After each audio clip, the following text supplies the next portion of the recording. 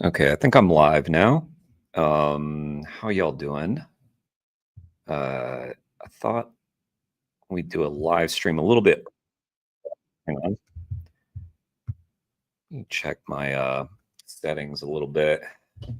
Make sure this is right. Yeah, there's a few videos I want to watch on YouTube. Might as well do it live and watch them with you all.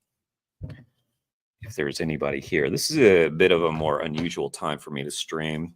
Middle of the day in at least for me. Not sure where all of you are located, but for me, it's like middle of the day. So not a typical time to stream.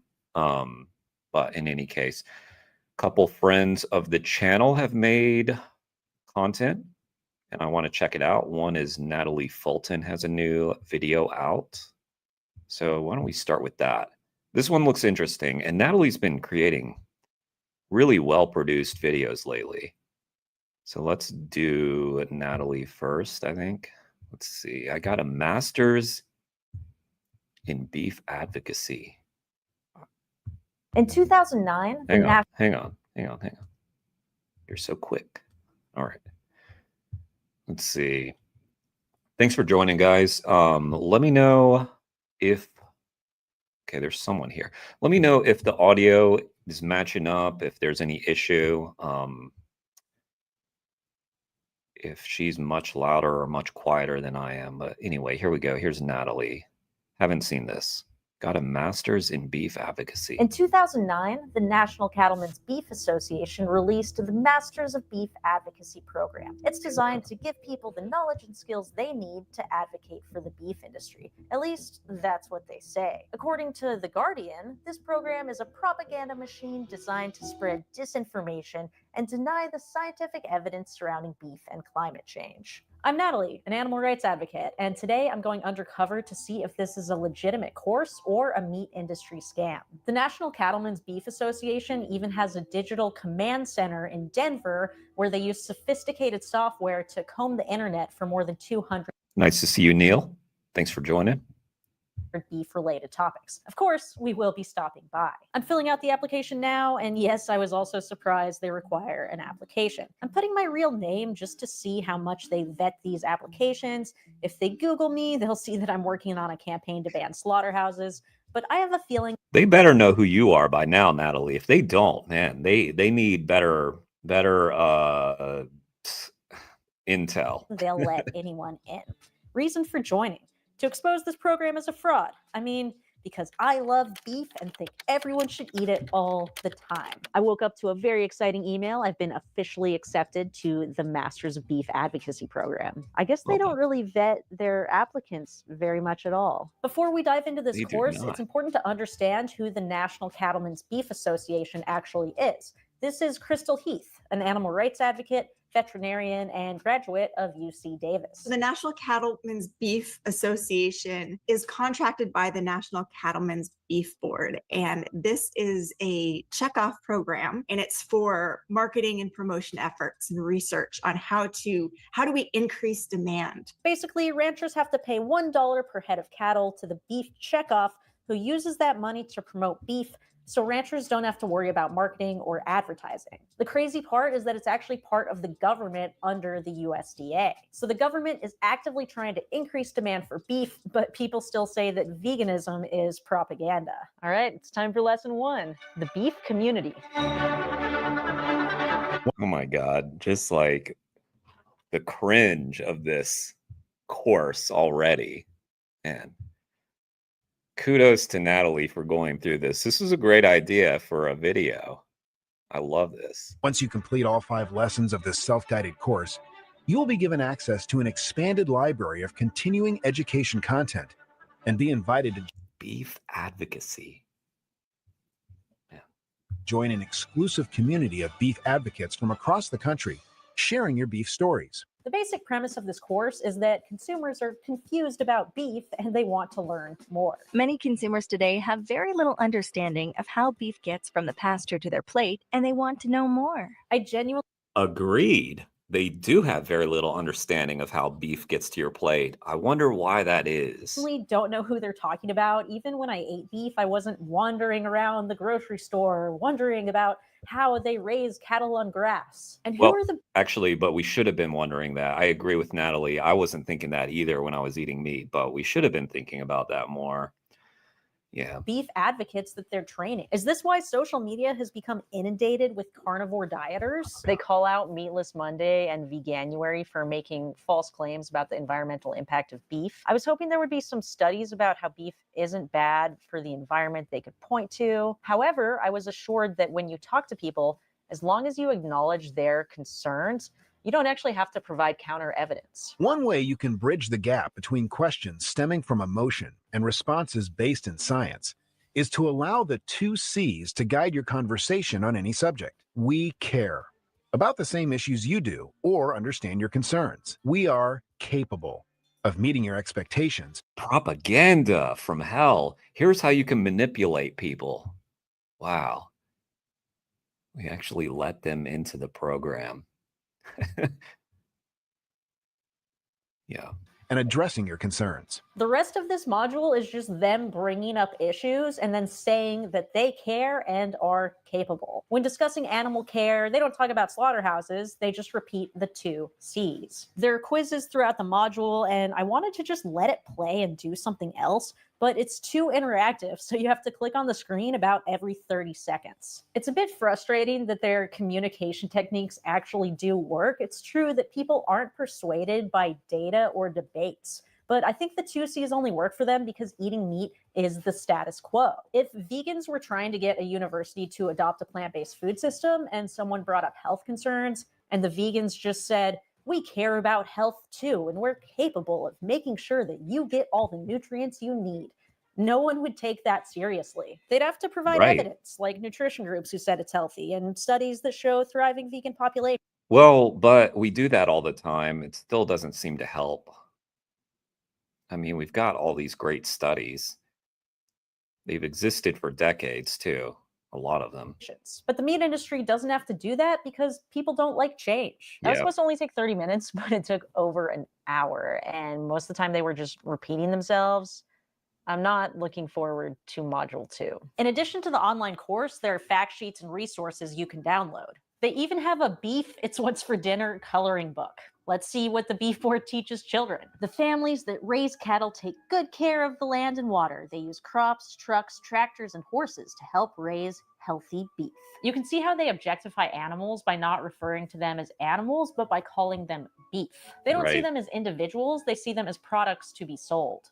For anyone who's not vegan, Just real quick, like, let's just acknowledge how well put together this video is. Natalie is knocking it out of the park. Like, this is just well edited. And now that I've done YouTube for about 6 months, like, the most editing that I'm doing is like putting together the clips to promote the conversations that I've been having. And that's a lot of work. It's like hours of work just to create 60 seconds that people will find interesting to watch the conversations. To be honest, they don't really work. They're honestly better for like getting the word out on social media. I don't think they drive a ton of people to the conversations, but I still enjoy doing them. I think they're good content, but yeah, that's just 60 seconds. This is a 14-minute video and it's really professionally done. So well done, Natalie. watching, probably most of you, the main idea of veganism is that you object to the idea that animals are objects. There's also a Chuck Knows Beef word search with words like protein. Felix, let me read your comment. Unfortunately, it's easier for people to change their thinking than their habits, so people will contort their logic and latch on to any excuse to continue doing what they want. Yeah. Yep. Yeah, you know that better than any of us, doing all the cubes that you've organized.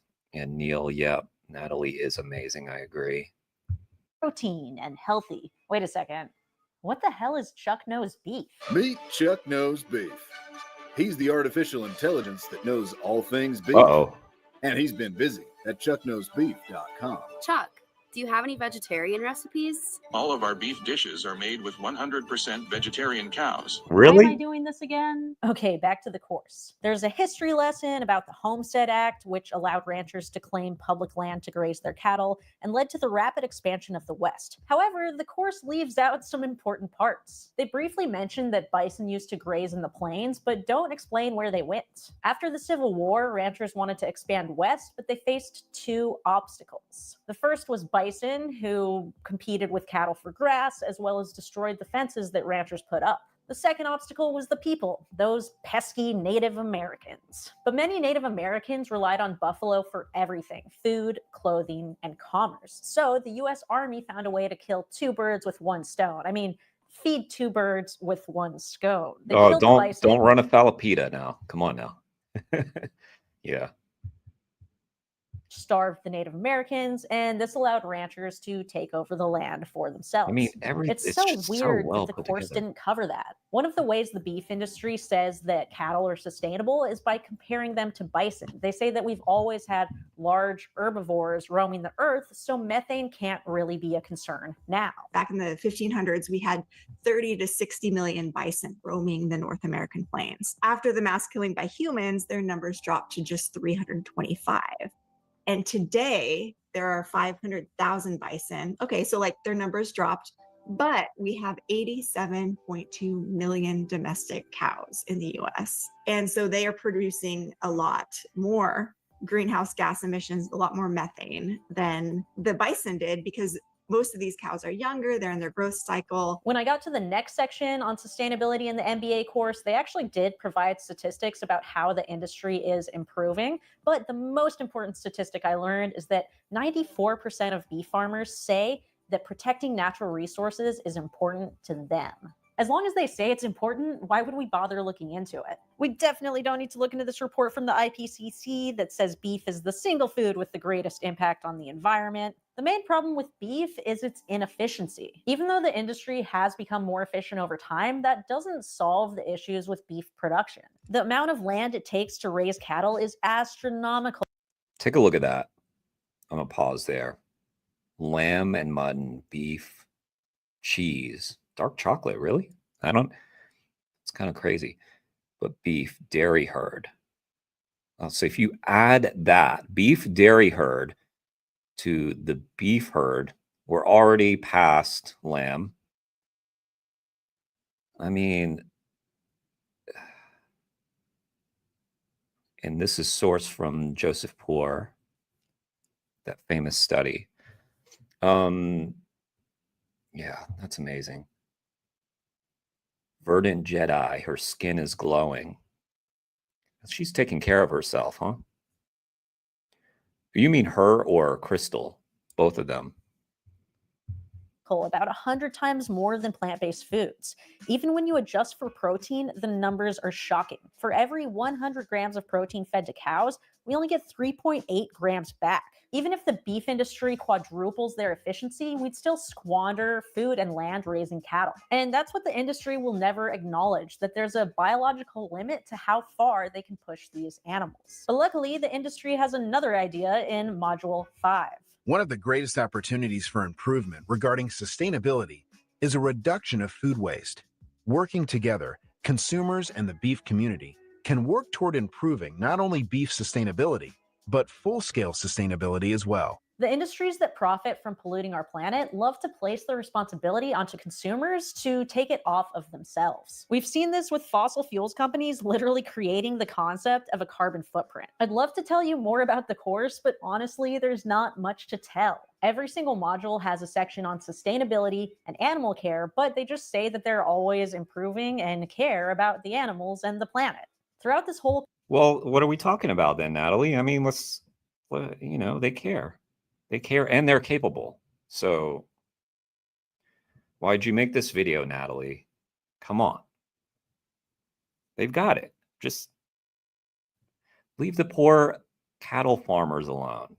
Of course, I had one burning question that I wanted to ask Crystal. Do you think that they know that they're evil, or is it something they've deluded themselves into thinking they're genuinely helping the world, feeding people? What do you I think? genuinely feel like they're doing a difficult but necessary job to ensure food security in the world. I do think the vast majority of people feel that way, and they're ignoring any evidence to the contrary as just vegan propaganda. Throughout this course, you can So, I haven't released the interview yet, but I did an interview the other day with Chris Hines, and we were talking about the Joey Carbstrong video that he was part of, where they went to the most transparent slaughterhouse in the world. That was the name of the video. And it was an interesting conversation. He had a lot to say about that. And one of the things he was talking about was this very question of like, like how he sort of got to know this person who owned that slaughterhouse. And it was dawning on him that for this person, they really did believe that they were doing the best thing for animals, the right thing for animals, and that the suggestion that, hey, what if we didn't do this to animals? What if we didn't kill animals at all? Was like something she had not like really grappled with or heard before. So anyway, look out for that conversation. I'll probably release that I'm guessing on Sunday, maybe tomorrow. can see how they continue to discount vegans. Anti-animal agriculture interest groups commonly distort antibiotic use figures. Many consumers may associate feed yards with negative perceptions of factory farming perpetuated by animal rights interest groups. Their resentment toward animal advocates has been building for over a century. In 1906, Upton Sinclair's book, The Jungle, sensationalized these concerns and meat sales dropped dramatically. Wait, sensationalized. Have you guys read that book, by the way? It's not a long book. It's not a long read. It's a really pivotal book, huh? All farmers are harmers. Unless they're, growing, they're growing my, you guys try these?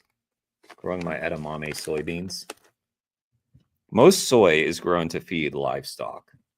However, some of it goes to my bag of wasabi edamame.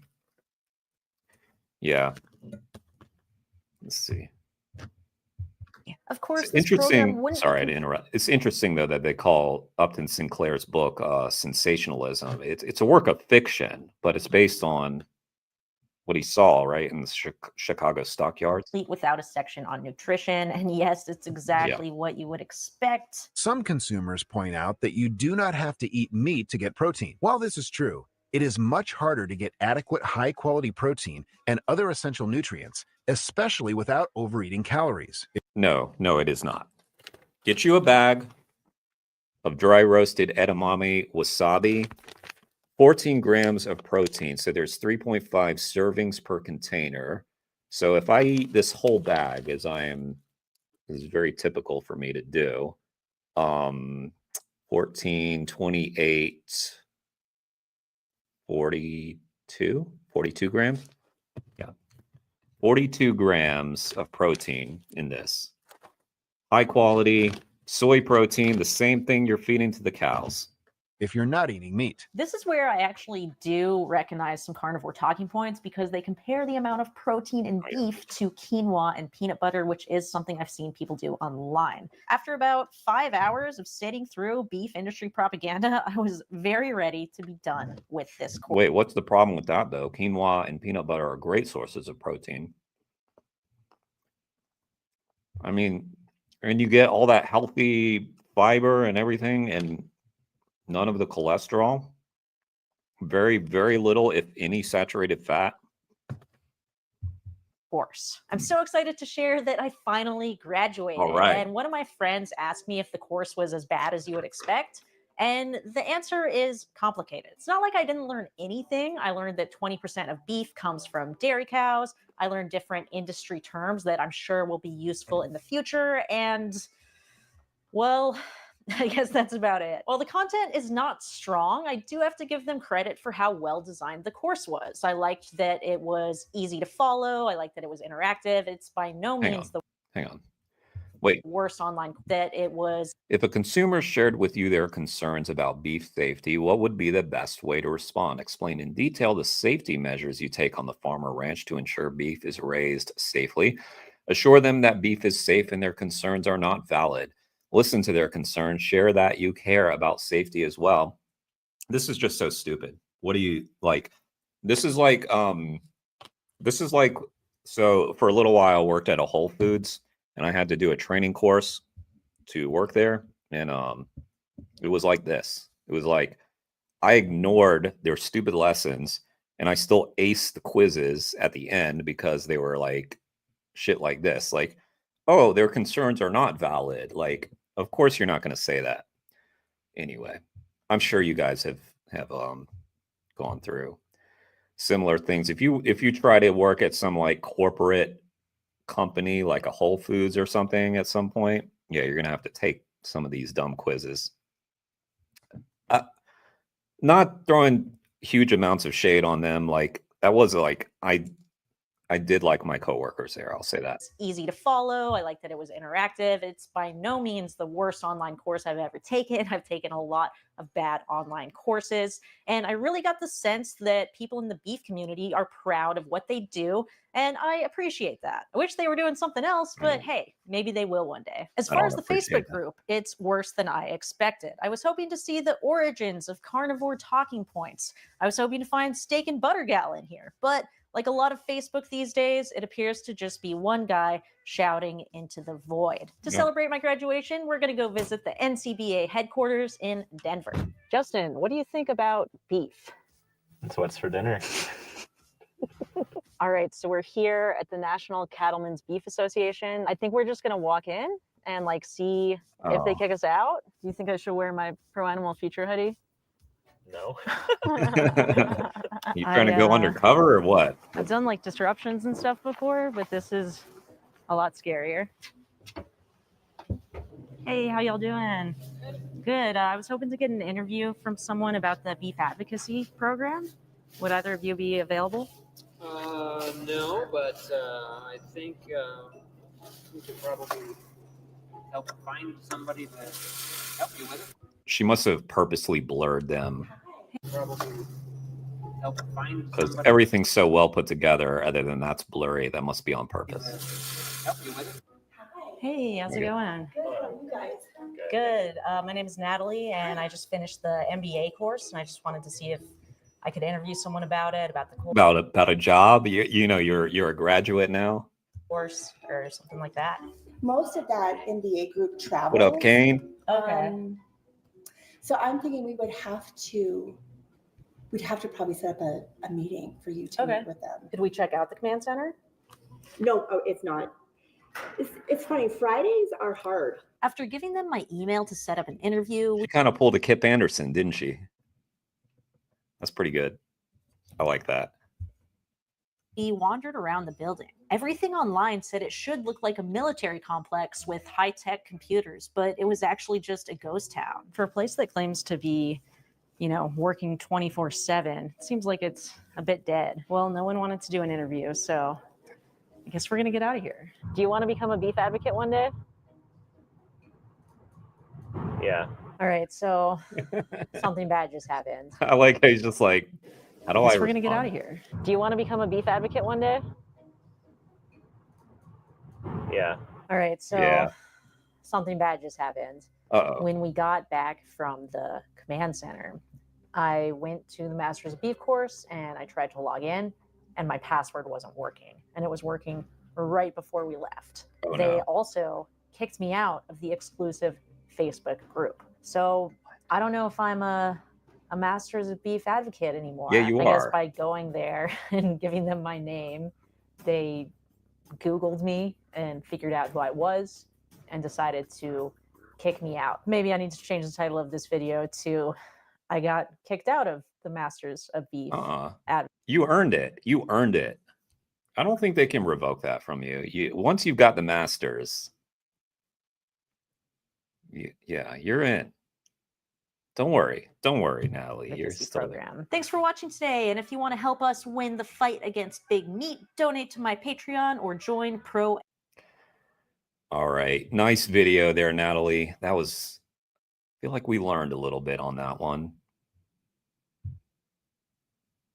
A lot of patience. Yeah, to the Carnus layer, huh? That's funny. That's funny she said this is more nervous than some of these disruptions I've been doing. Because I don't think I would have been nervous to walk in there because I know that they're just not expecting anything. All right, that was a good video. Do you guys like that one? I thought that was a winner. Again, it kind of continues Natalie's streak of really high level editing and everything. Okay. Let me make sure. I've seen vegan gays do this, and I need to start doing this when I react to a video to put the link of the video so that y'all can go watch it, give it some view time. Even if you're watching this stream, maybe you click on that and let it run so it gets some views, give it some hearts. So that was a cool video. All right, what else we got? What else we got? Let's see. Okay, let me close that one out. So far, I don't want to jinx it. No glitches yet. Let's see. Let's do Melon Steve. Got a new video. Been enjoying reacting to Melon Steve's videos. Nice. Thanks, Jedi. All right, let's take a look at this one here. Let's back up. Vegan finally meets a family beaming with compassion. I know how to edit, so I can edit the animals as you. All right, that was loud. Amazing. I love it. A new way to make protein without killing animals. We can send it. Wait, hang on. We need to put these kids through that beef course. Don't they know it's a lot harder to get protein from a plant-based diet? It's really hard.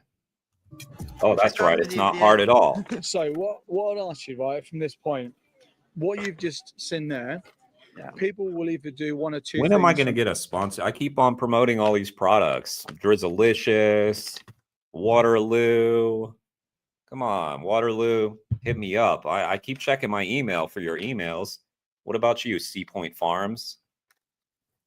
Surely you're going to sponsor me, right? From this point, they will either realize Hey, the Pig's Dream. propaganda that these How are you industries doing? have taught us and go vegan, or they'll start to try and defend animals being abused, exploited, and murdered.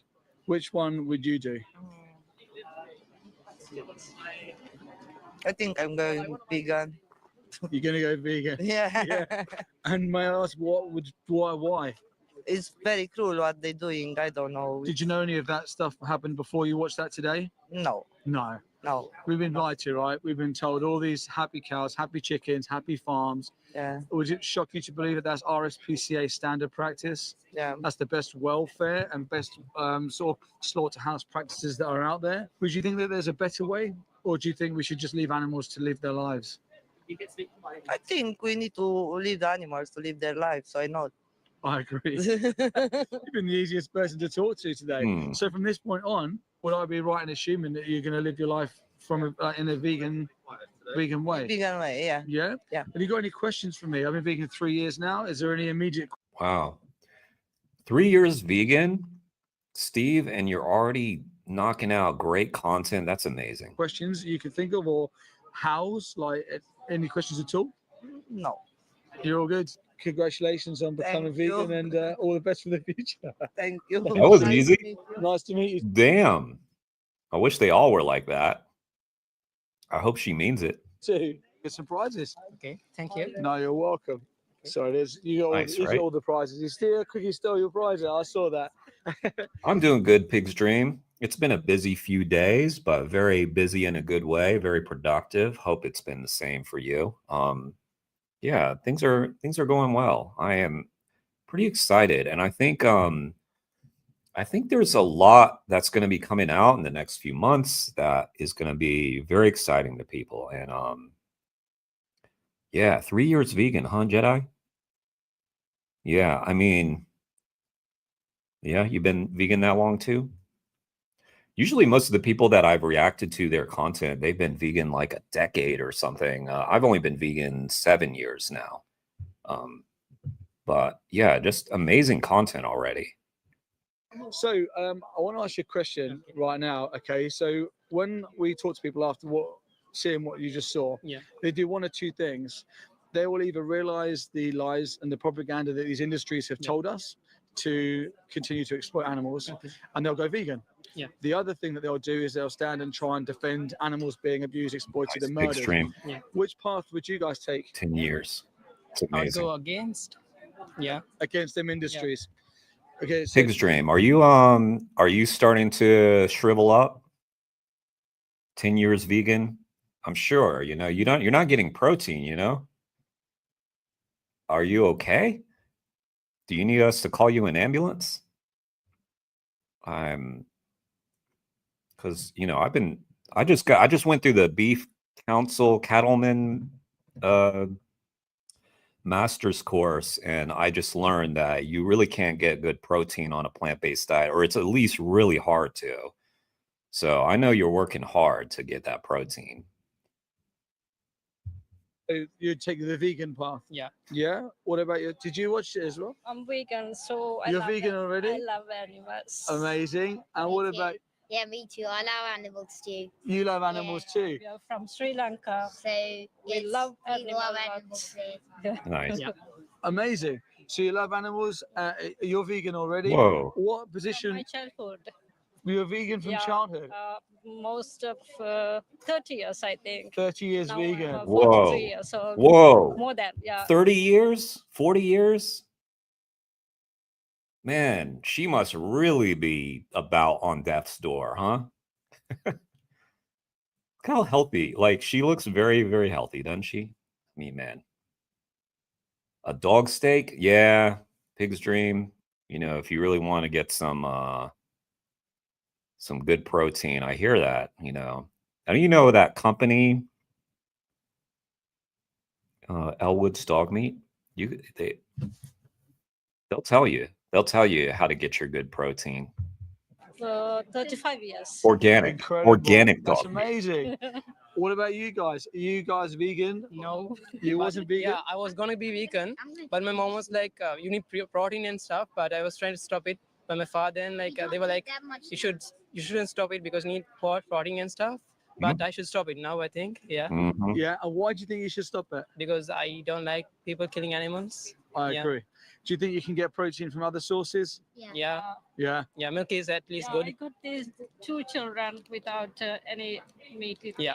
Children eat meat. Beautiful when they born. Very beautiful. Amazing. Yeah. And it's easy to get replacements for milk, right? It's oat milk, soy milk, rice milk, all the different milks. Is there anything we can justify what happens to animals with? Could we justify what you just saw on the screen at all? I think People need protein, but there is another source that if they can try to make another protein way, they can make it, but I think they should stop it, but they need to make a new way to make protein without killing animals. That's right. So do you know that all protein comes from plants? Yeah. So like you can get protein from lentils, legumes, chickpeas, tofu, seitan, tempeh. So there's all these sources of protein. Yeah. So we can just have that one and we can leave the animals alone. What do you reckon? Sounds like a plan? Yeah. Yeah? Yeah, I like this now we've family, got 3 Neil. vegans. So we came with 1 and we're leaving with 3. Ways to get food from. Mom, They because all are of these places they are don't just kind, right? Like they don't have any excuses. how like vegan places. There are no yeah, vegan places. we already like when we get to food, like we use chicken and stuff. But for my mom, we should we are finding everywhere and checking whether it's pure or not. Because Okay. Yeah, So when we go for places, they will we're doing it pure, so she's okay with it. Yeah. If there's egg even, she's not okay with that. let me show you this app, okay? You guys got smartphones? Yeah. So there's this app called Happy Cow. Happy Cow. So if you press Happy Cow, it picks up your location where you are, Okay. and you can just select vegan. So next time you go for some food, it will show you all the places that are 100% vegan. Okay. And there's also places here where you can say a vegan option. Mhm. So you got vegan and vegan options. I mean, look at that. There must be nearly 50 places just right here where we're stood now. So this is how easy it is for us to just find So a easy. vegan option. Yeah. And now all three of you are vegan. And like, even if you're like in the boonies with Happy Cow, you're gonna find something. Because I'll do like I'll be traveling around, and I like, if I'm going cross country or something, then I want to support the all vegan restaurants. Like, I'll hit Memphis, I'll hit, all these places that I know have really good vegan restaurants. Like my friend's restaurant in Memphis, I think it's Memphis, Imagine Vegan Cafe. And yeah, so I tried that. But if you're out in like the boonies, you're not going to find something. You're just going to have to hit that vegan options thing, but you're going to find some stuff. You'll find whatever you need. And then, of course, if you don't find a restaurant, just hit up the grocery store. We'll survive. That's what I'm saying. Discovered Happy Cow, first year being vegan. Yeah, powerful app, 1 billion, another good one. That's right, 1 billion. I never really used 1 billion much, but because I used Happy Cow, but that's cool. Burger King is the nearest vegan thing on Happy Cow to me. Yeah, because you can get the Impossible Whopper with no mayo. All right. So we're all good. We're all good. We've got it all. No one's going to be worrying about where we're going. We're all going to go to I vegan. can show it like to people in social media even too. Yeah. That's amazing. This is the next question I was going to come to. Actually, you brought me onto a really good point. Oh. When we know what And the happens to animals- fries. Like, not all fast food fries are vegan, but the ones at Burger King are. Yeah. we can make the decision to be vegan ourselves, Oh, right? for So we're no groceries. longer contributing towards that. Yeah. Do you think then we should be obliged to help the animals by being a voice for them? Yeah. By speaking to friends, family, social media, Yeah. and saying this is what is actually happening. Yeah. It's happy to part with you. Yeah. Yeah. Yeah. Amazing. Okay. Amazing. So now we're going to be a voice for the animals as well, right? They Nice. need us. They need Yeah. every single one of us. Right. And guys like you, like your age group as well, it's so amazing for you to speak to your friends and to set that message straight and fight for the animals. Yeah. My brother has a big social media account, so he Amazing. I could like spread it, and I would like make a video or something and spread it. Yeah. Incredible. Yeah. follows on TikTok, so I can also do it for You can do it as well. Oh, amazing. We do it not for us, for the animals, right? They're the victims. We got to help them, yeah? I know how to edit, so I can edit the animals and Oh, yeah. Fake fur? Must be. Must be. She loves animals. do something like I don't know me how to do. tell the, like, I know some people can tell the difference. I can't really tell. Amazing. That's so cool. I look forward to seeing your videos. You have to message. So our Instagram is It's Mel and Steve. Okay. And you have to, when you do your video editing, tag us in and I want to see your videos. Thank you. You're For welcome. me, of course, accidentally, my account got Yeah. deleted, so I had to make a new one. Right. I can't wait to see those videos. That'd be cool. So this came out like a day ago or today. I'm not sure. I think a day ago. So maybe we'll see that No soon. one's following that account, so yeah. You can build it Yeah. back up. I don't have the account now. See. That's all right. So my account got hacked or something, He's an and artist. yeah, I'm an artist, Oh. but my account is 0 because I made a new one. Because Yes. the old one is dropped. Yeah. Build it back up. And then Yeah. you can use that following to fight for the Yeah. animals. For me now, I don't have following because my old one got deleted. Yeah. Yeah. I made a new one. You got your one. Yeah. That's all right. So I had to make new accounts for me. Yeah. Well, I hope the accounts get hundreds and thousands of followers. Okay. And you put the animal rights. Well, I don't know, Jedi. Probably it's fake fur. I have no idea. But she's the vegan. She's the one who's like, I've been vegan for 30, 40 years. So I'm guessing that's fake fur. Yeah, can you like, yeah, my one is ACK art. I do art and stuff. Yeah. If you connect with us on It's Mel and Steve, and then we can message from there. And then got any questions, Okay. you can always message us on there as well, Yeah. and we can help you I guys think out. I can make a art for you. Art. Like, I do like, draw doodles. yes, I yeah, could yeah, just yeah. put animals and yeah, I put my card and stuff and yeah, make one. That's a great idea. Using your passion and your skills Yeah. to fight for animals in a positive way. We arrived 3 months ago. Yeah, 3 months ago, and I started like no one likes me because of my color, and I don't have friends a lot. Oh. So for me, I was like, it's fine. And one day I was doing art, and we were like in a hotel. Like no one likes me because of my color, and I don't have friends. A That's lot. so sad. So for me, You I was said like, no one likes me because of my color and I don't have friends. it's Damn. fine. And one day I was doing art, and we were like in a hotel, Ladila. Yeah. Yeah. Then after that, there was a lady called Shanine. She was like, you do art and I like him. I'd be his friend. I mean, if I was a teenager. stuff, because my mom showed my there's a huge file full of my art. Yes. And then after she was like, okay, I'll help you. Draw me something. She said me put her face around and put some doodles around. Yeah. And she gave me 80 pounds for that. I didn't think that she would give that much. I was like expecting she would give 40 pounds, 20. Yeah. Incredible. For any money even. We didn't ask Nice. any for money. She was like, it's fine. It's your first thing. So yeah. That's really supportive. I love that. Even Yeah. my father's family, they were like, it's fine. They just saw my art, then they were like, that's fine. They didn't care about it. I think the animals are going to care that you're going to be fine for them. Yeah. And I think you'll be doing an amazing job doing it. Yeah. It's so nice talking to you guys. I hope you have a really good day and all the best for the future. This is how they were born. Oh, That's when we were in Sri Lanka. oh, amazing. Oh, awesome. What did Nice she to meet show? you guys. I'll see you soon. Have a Okay.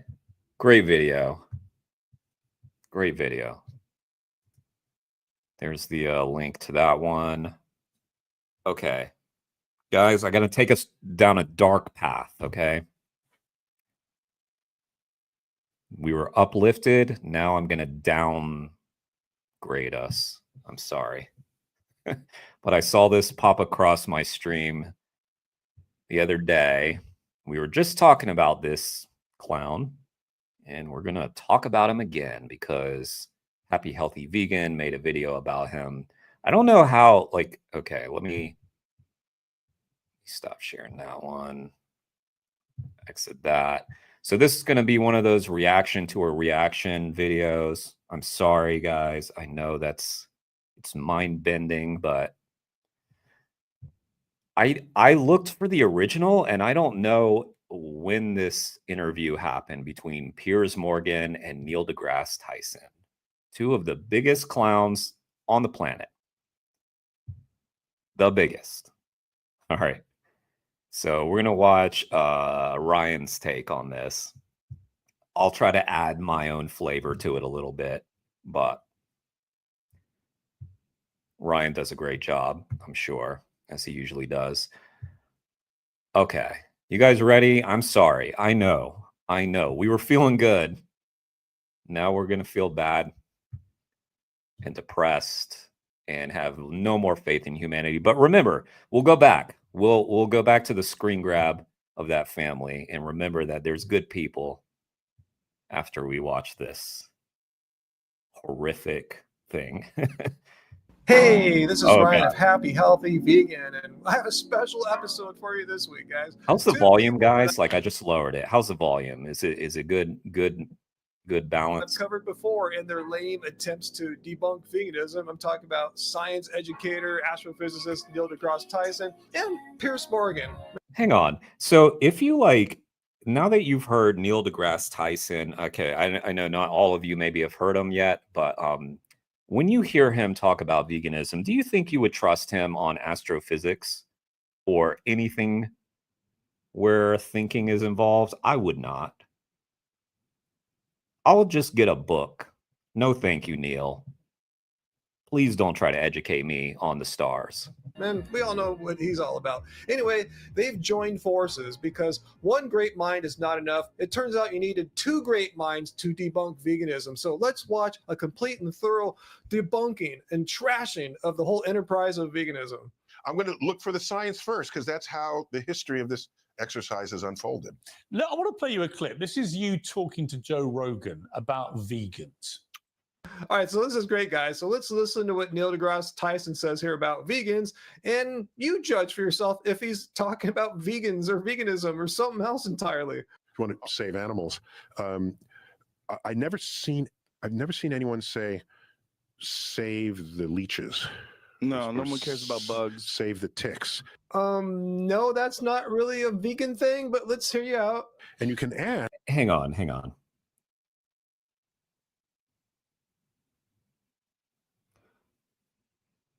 Well, okay, first of all, they're not like in danger. So what do you like? Vegans care about all animals, including insects. Okay, so I don't like, I know there's some vegans who believe in killing insects. I do not. I do not go around stomping insects ever. Okay, I don't want to kill anybody, including an insect. So, but we're also not, there's not like a one animal thing where we're like, save the pig, save the chicken. Like, we're saying save the animals, which includes the leeches. So, yeah, Neil, you are hearing save the leeches, okay? It's so dumb. This is so dumb. I'm sorry, guys. To be subjected to this, like, I don't know why I'm punishing you guys, but it happened to me, so we all should suffer together. Ask if you're really into animals and don't want to kill them. If you heard that ticks were endangered, would you start a movement to protect ticks? Yes. Like, is that hard for him to understand? You realize, like, there's a ton of people who are like about protect the bees, right? Including what like Piers likes to bring up. There's a ton of actual smart people who are very concerned about the bee population. What? Like, these guys are just not bright, not smart. Can you just tell? Is that the look of a man who's got everything figured out? No, it's not. That's a man who looks confused. So Mr. PhD in astrophysics here has no idea what veganism is. He thinks vegans are the ones who try to protect endangered species. Would you do that? And if wait, what? What, Neil? Why do you dislike us so much, Neil deGrasse Tyson? Well, I don't. Okay, you're a good Neil. I'm sorry. I don't mean to lump all the Neils together. If you would, more power to you. But I'm thinking you're not. And for anyone trying to defend hang on. Neil here is more power endangered species. Okay. Would you do that? And if you would, more power to you. Cool. But I'm thinking you're not. Wait. Wait. Neil. See, this is when you think, that's when things go wrong, Neil. I'm thinking you're not. Like, what? Where did you get that from? Where did you get that? Like, okay. We get this thing a lot where it's like, oh, you care about the cuddly animals, the cute animals.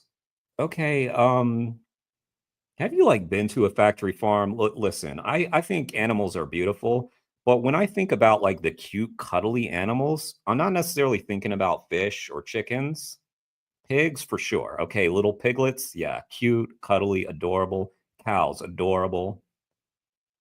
And chickens are often quite adorable too, but I don't understand this attack line of like, oh, you only care about the big animals or the cute animals. No, Neil. Trying to defend Neil here is not talking about vegans. No, look down below on the screen there. He's calling us species bigots because vegans don't care about insects. Anyway, it's the business or job of endangered species activists or ecologists who fight for the rights of endangered species. And there are many organizations around the world who do precisely that. And notice how these are not vegan organizations.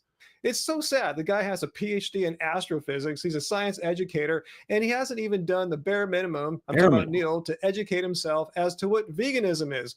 Exactly. This is a good point that he's bringing up about the we're not out there like, oh, save this endangered species. Like, we're about the individual. Stop killing these animals. That's it. It's very simple. It's a very simple concept that even I understood before I was vegan. I don't understand why this astrophysicist can't get it. Because he's dumb, guys. Can we accept that? Can we accept that Neil deGrasse Tyson is a dummy? He got a PhD. Okay, big whoop. Like, a lot of like getting higher education learning is just privilege. Let's just be real. It's money, it's privilege. What our job is exactly is none of the stuff he's talking about. We are against animal cruelty and exploitation. We're not ecologists. You We're kidding, not right? endangered species activists. We're against animal cruelty and exploitation. Super. And the reason I say this is because a lot of people, and I think maybe even Ryan believes this, that Neil is smart. No, no, stop that right now. The guy is not smart. Simple idea, and so many people, smart and dumb, just blow it on this. No, Neil, we're not hypocrites or species bigots because we're not fighting for the protections of some hypothetical endangered species of leeches or whatever. We're just simply doing our part to not participate in animal Neil, I cruelty and gotcha. exploitation. They're not. It's the little guys they don't care about. I've had this debate with vegans. I had one last week. I have it every month. And I always point out, most vegans I know munch away on almonds and avocados. Oh, really, Pierce? I've never heard you once try to blame. Yeah, come on now. Can you, I mean, he's been like slam dunked over this almond avocado thing multiple times, and he's still going to it. Oh, the glitch is happening. God damn. Okay, let me hide that. Okay, do you guys still see? Blame this agricultural production problem on We're back. vegans. Do you know how avocados and almonds get made? Do you drink almond milk? Oh, you've ticked off another one. Fantastic. Right. Actually, I'm You guys just still see joking. it? This is only 100% go-to move. And they turn a blind eye to the fact that this causes the mass murder of billions of bees. How many did you say there, Piers? Billions? Billions of insects get murdered. Like, Neil, what do you think happens to the insects to grow the feed for the cattle that you munch on? Like, oh man, why do they put idiots on TV? Can we just get someone qualified to have a news show? Can anybody who has a news show be qualified, pass some sort of critical thinking skills test? We're so lost as a society. They put this guy on TV. Look at him. They don't want to have that debate because they don't care about the little guys, Neil. Well, vegans don't want to have that debate because, once again, this is not what veganism is. You like how Neil was confusing veganism with like protecting endangered species. Piers is somehow confusing veganism with the ahimsa concept from Eastern religions like Jainism and Buddhism, which is a doctrine of doing absolutely no harm to any beings. I actually don't even think they're doing that. Like, I don't even think they're just trying to point out hypocrisies. But yeah, Again, veganism is a stance against animal cruelty and exploitation, which are both intentional on the human's part against animals. We're not talking about accidental harm. Accidents happen in the productions of food. It's just part of agriculture. including animal products to a greater extent, exponentially greater extent. Are people pointing this out to peers? I kind of feel like I haven't seen anybody mention that all these deaths of insects are exponentially greater. I'm sure somebody's done it. Culture. For example, human crop workers often get injured out in the field because accidents happen. Is that the Well, Verdant, how many years till we get to a vegan world? We watched the last video with Mel and Steve with that beautiful family. I would have said, hey, we're almost there. Now we're watching this. Now I'm more pessimistic again. Because they don't put those people on TV, they put peers on TV. But does anybody take this seriously anymore? I mean, haven't we all kind of moved past like believing the media about much of anything? I don't know. I'm sure a lot of people do. vegan's fault? No, that'd be an absurd thing to say. And it's equally as absurd to say, well, it's somehow the vegan's responsibility that a bug got hurt. And it doesn't mean that vegans don't care about the little guys and the bugs, as Piers Morgan keeps going off about every time he talks about veganism. It's just that we have absolutely nothing to do with that. But my only reaction there is that comment was addressing only vegans who are vegans because they don't want to kill animals. Yes, no, I agree. Other reasons. Neil. Oh, there's other oh, good. There's other reasons which you also don't know anything about, do you?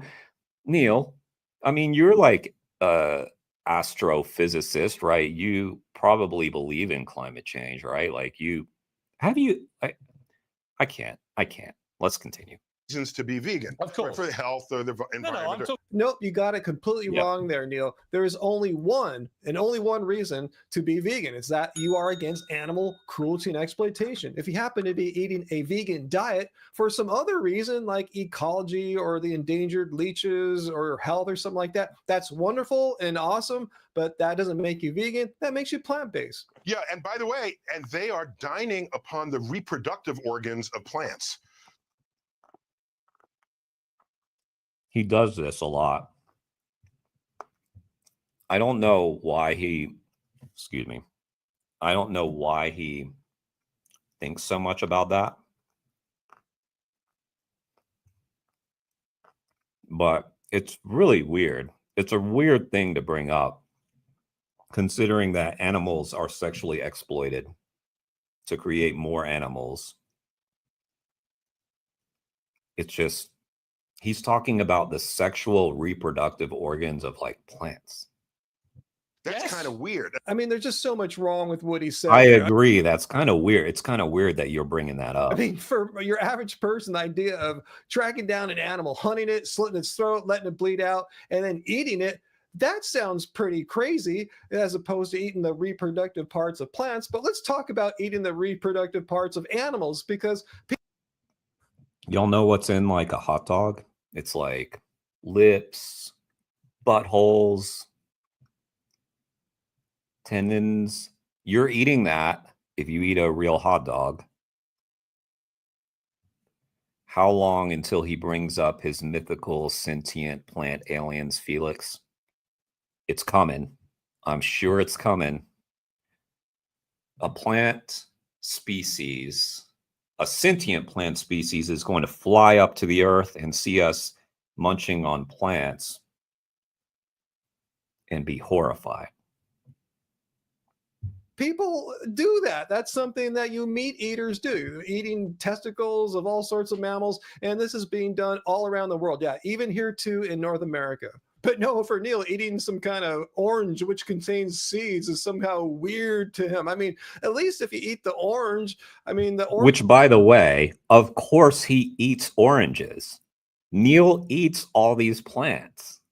So he's talking about himself as well. It's so weird. It's just so weird. I don't think Neil deGrasse Tyson is one of those carnivore dieters. Of course, he is dumb, so he probably did get sucked into that at some point. Orange tree that it came from didn't die, and in fact it'll produce another several hundred oranges each year. It grows back. Try that with the testicles of a bull. You have to kill the thing. They just don't magically grow back. So no, eating animals is definitely weird, Neil. And I imagine if a plant-based alien visited Earth, they would freak out when they saw vegetarians. Yes. Because the vegetarians would be eating them. And what's sad about this line of attack that Neil is doing is apparently he wrote about this in his book. He brought this up. So this is like thought out. This isn't like just some dumb thing he said off the top of his head. He's thought about this, thought it was brilliant, and brings it up in all these interviews thinking, wow, what a brilliant point I'm making. Everybody listen to smart Neil deGrasse Tyson. Oh my God.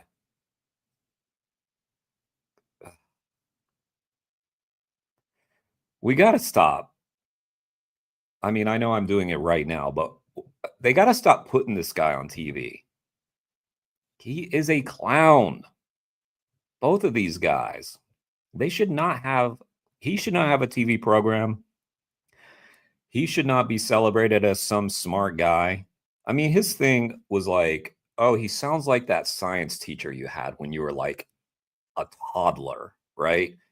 And you had some guy coming in there, ooh, the planets, they're big and they're moving around and amazing, just like thousands of miles. Like he talks in that way that it's like he's talking to a child. And for some reason, adults have been like, yeah, I remember my old science teacher. That's what it seems like. I think that's why he's gotten the platform that he's gotten, because he talks to us all like we're children.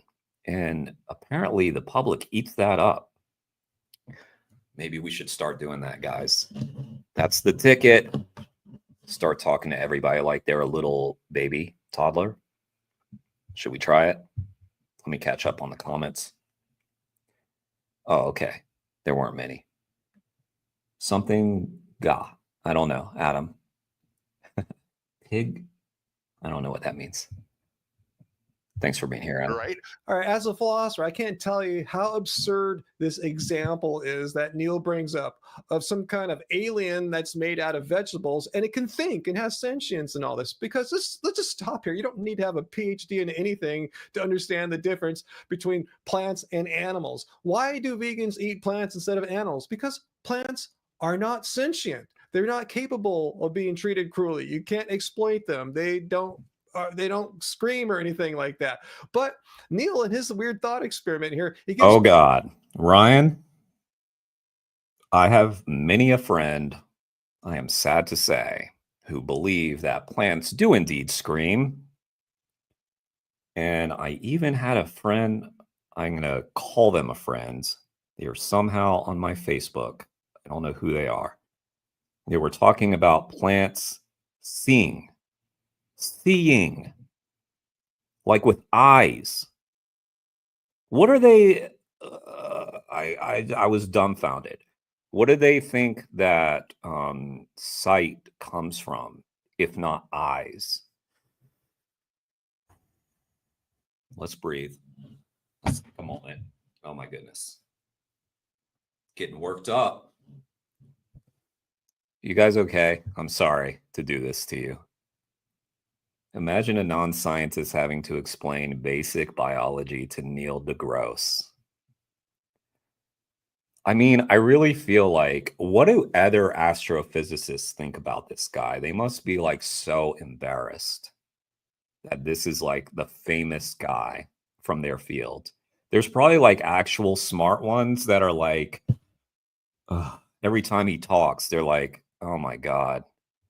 They probably like go home eating dinner around the kitchen table like, did you see what Neil said today? Like, oh man, it must be embarrassing. Plants, the one attribute that they're not capable of having. So he's created a sentient being. So yeah, we wouldn't eat that sentient being either, Neil. And vegetarians target not only the reproductive organs, the nuts, the berries, the flowers. Oh, I see. Is GA. Good afternoon.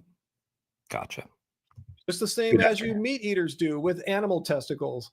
But they also target the infant versions of it with baby lettuce, baby carrots, baby. Oh my God. This would terrify a plant-based alien. Look at this stupid guy getting excited. Infant versions of it. Look what happens when idiots get excited. Just look at their faces. With baby lettuce, baby carrots, baby. Oh my God. This would Look at him. He's so smug and excited. And Neil, and here's the thing, like, I think that Neil believes he's intelligent because everybody here is astrophysicists and they all think they're talking to a smart guy. So they're all just like, huh. Even if he says something dumb, they're like, well, okay, astrophysicist. And he's got it in his head that he's smart and that everything that comes out of his mouth is a stroke of brilliance. Like this sentient plant alien species that comes to our planet. He loves that. He loves it. He thinks it's so smart. He went on Humane Hancock. I guess Humane Hancock didn't really push him too much, which I understand. You know, I know people criticize sometimes when they have like people on. He was probably really psyched to have this famous guy on his channel. But God, Neil, I'm sure you're watching. Please come on my channel and let's have a knockdown debate. And please bring all your arguments about plant sentience, because I'm going to be ready. As if I'm not already ready for that. As if you aren't giving the same stupid somehow these are dumber talking points than I've heard from most people. But they're kind of the same. They're kind of the same shit that we always hear. Plants feel pain, whatever. Yeah. It's just wrapped up in a even stupider bow. But yeah. Neil, I know you're watching. I know you're out there. Terrify a plant-based alien. Yeah, just as your meat-eating kind, Neil, does with veal, targeting vegan baby vegan card, calves yeah. as some kind of delicacy meat. And unlike this imaginary terror of the imaginary vegetable aliens, there's actual real world terror in veal production, in all animal agriculture. But in this case, we're talking about a baby calf being taken away from its mother. So they're both terrified. And the calf lives an unnaturally short life so that you meat eaters can eat it. It just shows you what a horribly unthought out example that Neil brought up here. He thought he was being all clever with his baby spinach and baby carrots, while completely ignoring real, actual instances of cruelty and exploitation of baby animals that happens worldwide on a daily basis. And he doesn't. Right. And he doesn't bother even to mention that. He's talking about babies and like nobody, of course, because he's talking to idiot peers and peers can't think or doesn't even think to bring, oh, yeah, like also we eat baby animals. Most of the animals we eat are babies or very, very young. Personifying non-sentient plants while ignoring the real suffering by sentient baby animals. Indeed. Felix, to give Neil credit, he has enlarged the vegan bingo card. I'm telling you, that's a big bingo card already, though. Ray Sleever, thanks for being here. Epiphytic lichen, is that how you pronounce that?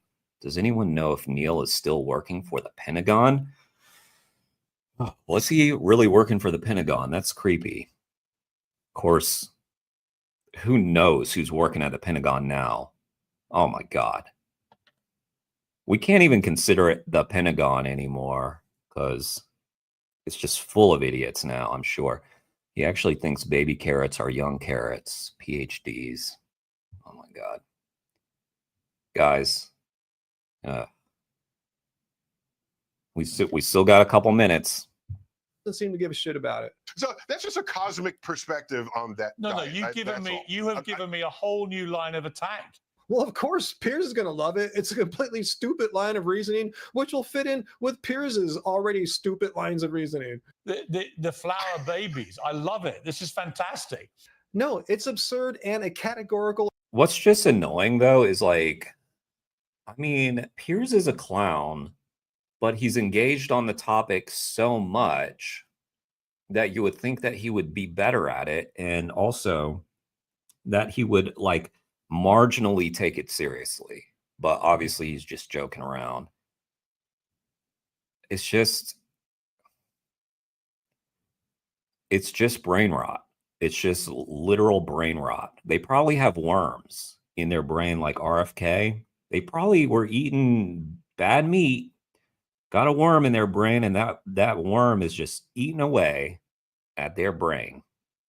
And we have to suffer the consequences. Come on, worm. Damn it. Error, giving plants the attribute of sentience. I find that's dangerous. Brain If it's dangerous. worm just crawling around in there. Worms. Probably multiple worms in this one.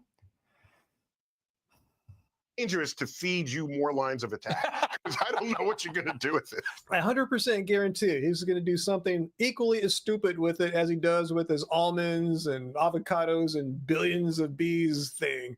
No, but I always like to take these things to their debates to their logical end, right? And no, you don't, Piers. You take them in completely stupid directions because that's all you're capable of, unfortunately, at least on this topic.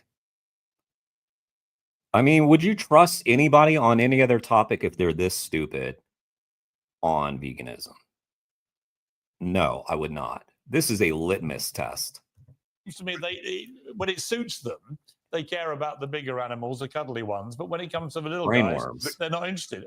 No, once again, that statement just truly reveals how, after having debated how many vegans by you know, like the whole sorry, I keep interrupting Ryan when he's talking, but we'll back up and get his full thoughts. But like the whole RFK brainworm thing, that's just like what we know about. Like, how many cases of that do you think there are? Because like nobody's getting their brain scanned all the time. Like, I'm half joking, I'm half not joking. It's probably like a bigger problem. By now, Pierce, you should have learned We'll this. back up. Some little guys, they're not interested.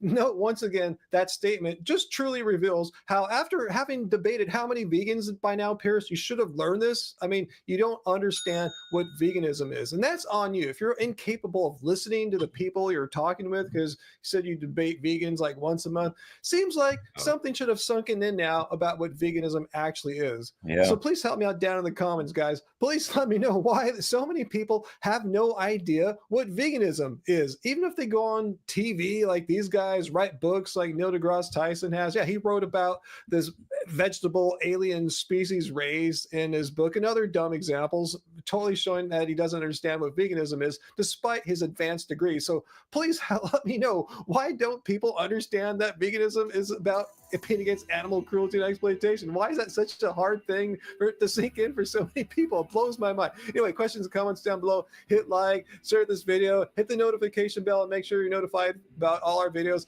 And if you think everything I said here is wrong and vegans are not about animal cruelty and exploitation, it's our job to protect the endangered species of the world, please come to my Friday live streams, 6 p.m. Pacific Standard Time. Be civil, and we can maybe have a conversation. So I'll see you guys then. Remember, until then. Oh, that will be coming up. Hang on. He's West Coast though, right? So it might be. Hang on. Let's back up. And we can maybe have a conversation. 6 to 8 p.m. Pacific. That's today, Friday. Yeah, it's Friday. So 6 to 8 p.m. Pacific Standard Time. Go show Ryan some love. I love his videos. Standard Time. Yeah, I just put the link to the video. If you guys could, go and like it, heart it, sub to Ryan's channel, Happy Healthy Vegan. By the way, if you're not sub to this channel, please sub to this channel. Yeah, I'm trying to grow it. I'm sure most of you who are here are fairly regular, so you're probably already subbed, but if you're not, it helps out the channel a lot. And like Ryan said, hit that bell notification too, and that'll let you know when I'm doing these things. All right, I have this other one pulled up. Have never reacted to these guys before, but I do like their content quite a bit. Let's do it. This is those vegan guys. And I have no idea. Wayne Shung just uploaded something. I bet he did. Let's check it out. Let's see what he's got. Why animal liberation will happen. Let's react to that, actually. Yeah, let's react to my buddy. Good call. Okay, this is, we should actually, honestly, I should start reacting a little more to Wayne's stuff. It's just that I'm around him so much that I've heard all this. I've heard him say all this. But let's do it. Okay.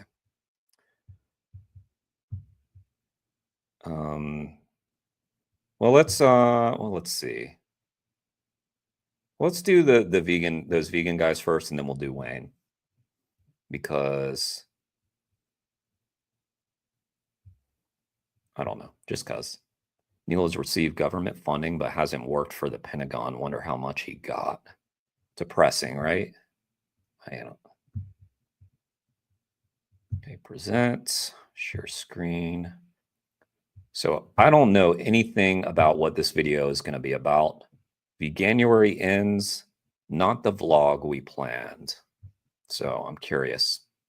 Let's check it out. Down to earth veganism. Hello, my loves, and welcome back to this channel. If it's your first time here, hiya, I'm Paul. I'm Jason. Together we are Those Vegan Guys. We're in a right conundrum at the moment.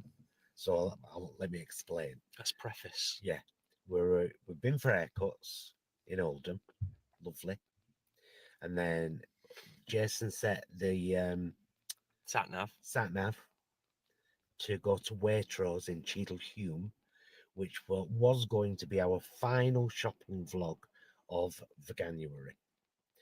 And thankfully, we were. So we're all vegans, right? So none of us take part in Veganuary, but do you guys use it? Do you use it on when you're trying to do outreach or expressing to people? I usually overlook Veganuary, but it is the 31st, so it's ending. Not far out of Oldham, and the clutch went. Quentin's clutch is kaput. So we are, heading down Manchester Road, about 5 minutes from getting onto the motorway. That's so the lucky part. Small mercies in terms of, the clutch going at 70 mile an hour, ploughing down a motorway. So we are stuck. We are stranded. Oh, waiting for the RAC. Yeah. To come and save us. So we had Good time planned for a to do vlog. this vlog anyway, which is our kind of roundup of Veganuary. Yeah.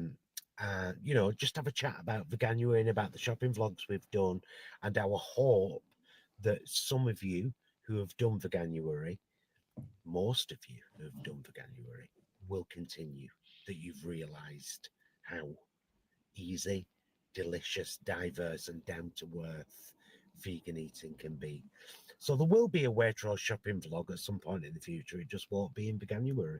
Highly unlikely, anyway. Unfortunately, unless by some miracle he comes and fixes the clutch, and then you never know. We might do the Waitrose shopping vlog after all. But we would like to know if you have done Veganuary. I like these guys' positivity. Like, I would want to hang with these guys. They seem just nice, don't they? How's it gone for you? Yeah. What parts have you found easy? What parts have you found difficult? Yeah, same. Where Like might you still need a bit of support or encouragement? Jeffrey Phillips's live stream on Sundays and join the Let panel. us know down there in the comments. Would love to. Jeffrey. Yeah, I've seen Jeffrey debate. What's that guy? That farmer guy? I'm blanking on it right now, but I've seen him do those debates. And then I think we've exchanged just a social media message or two about Chris Hines, who I think is on Jeffrey's podcast. Any quite issues a bit. you've come across? Yeah, Garland Yeah, Farms, and right? also Garland as well, Farms. What's important is to say thank you. It's to say thank you to you for giving it a go. And like Paul said, hopefully continuing with it. It's a thank you to our community here on YouTube and on other social platforms. It's a thank you to our community for providing support yourselves in the comments. And like Paul said, it'd be really helpful for everyone to learn from those who have done Veganuary. What has been the good, the bad, and the ugly for you? What has been great? What's been positive? Have you come across anything difficult? And also, this is a good opportunity for us to remind you that we will obviously continue to keep uploading content that will support the whole down-to-earth vegan thing. Absolutely. In fact, in the first comment under this vlog, I will put the links that I've been sharing pretty much on every vlog. So obviously this is very geared towards people just trying out veganism. But let's continue. Go on this Sunday. It's usually open to join. Oh, really? Oh, that's cool. Maybe I will. Open to join. So you just hop on? You don't mind? That's pretty cool. Veganuary. The Veganuary website, our Veganuary playlist, our shopping vlogs playlist, which cover every supermarket in the UK, pretty much, and including the budget shops. Our What Vegans Eat playlist. Here's we this upload video. a vlog every Tuesday outlining our previous 7 nights dinners. And great ideas, great inspiration. Our easy vegan recipes playlist, which is a gold mine and is terribly under accessed. Yeah. Because it is, isn't it? It is. It is a gold mine. There's a lot of inspiration on there. There's a lot of inspiration with our recipes and with our meals vlogs, many people who followed the channel for a while have said, particularly in relation to our Tuesday evening meals vlogs, that it does give them ideas and inspiration. Free ebook. A lot of the time, it's Down to earth straightforward, vegan. down to earth vegan eating, cruelty free, and not always, but most of the time, reasonably budget friendly. I think that's fair to say. Absolutely. You know, we're not rich by any means. Hence the infrequent visits to Waitrose that we do, because it's a little bit more of a pricier establishment. But I think Waitrose has made it to the States. I think I visited one of them. And yeah, they had a lot of good vegan stuff. yeah, and also worth checking out and considering signing up to the Vegan Society. The Vegan Society have been around for years and years and years. They Race do leader. amazing work all over the world. Yeah, I think it's like £3 a month. Yeah. But you get a card. You could get it for free, or you could get it from Race Lever for half price. Gotta hurry though. You get a card. It's better to pay. You know, you're gonna know that you had some value to it, right? Show you. Fantastic organization. You get a card like that. Nice. And you get 10% off. Cool. In loads of places, but Holland and Barrett.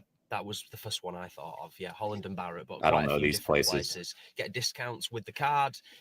They've got an absolute raft of information on their website. And recipes. Yeah, they've got fantastic recipes.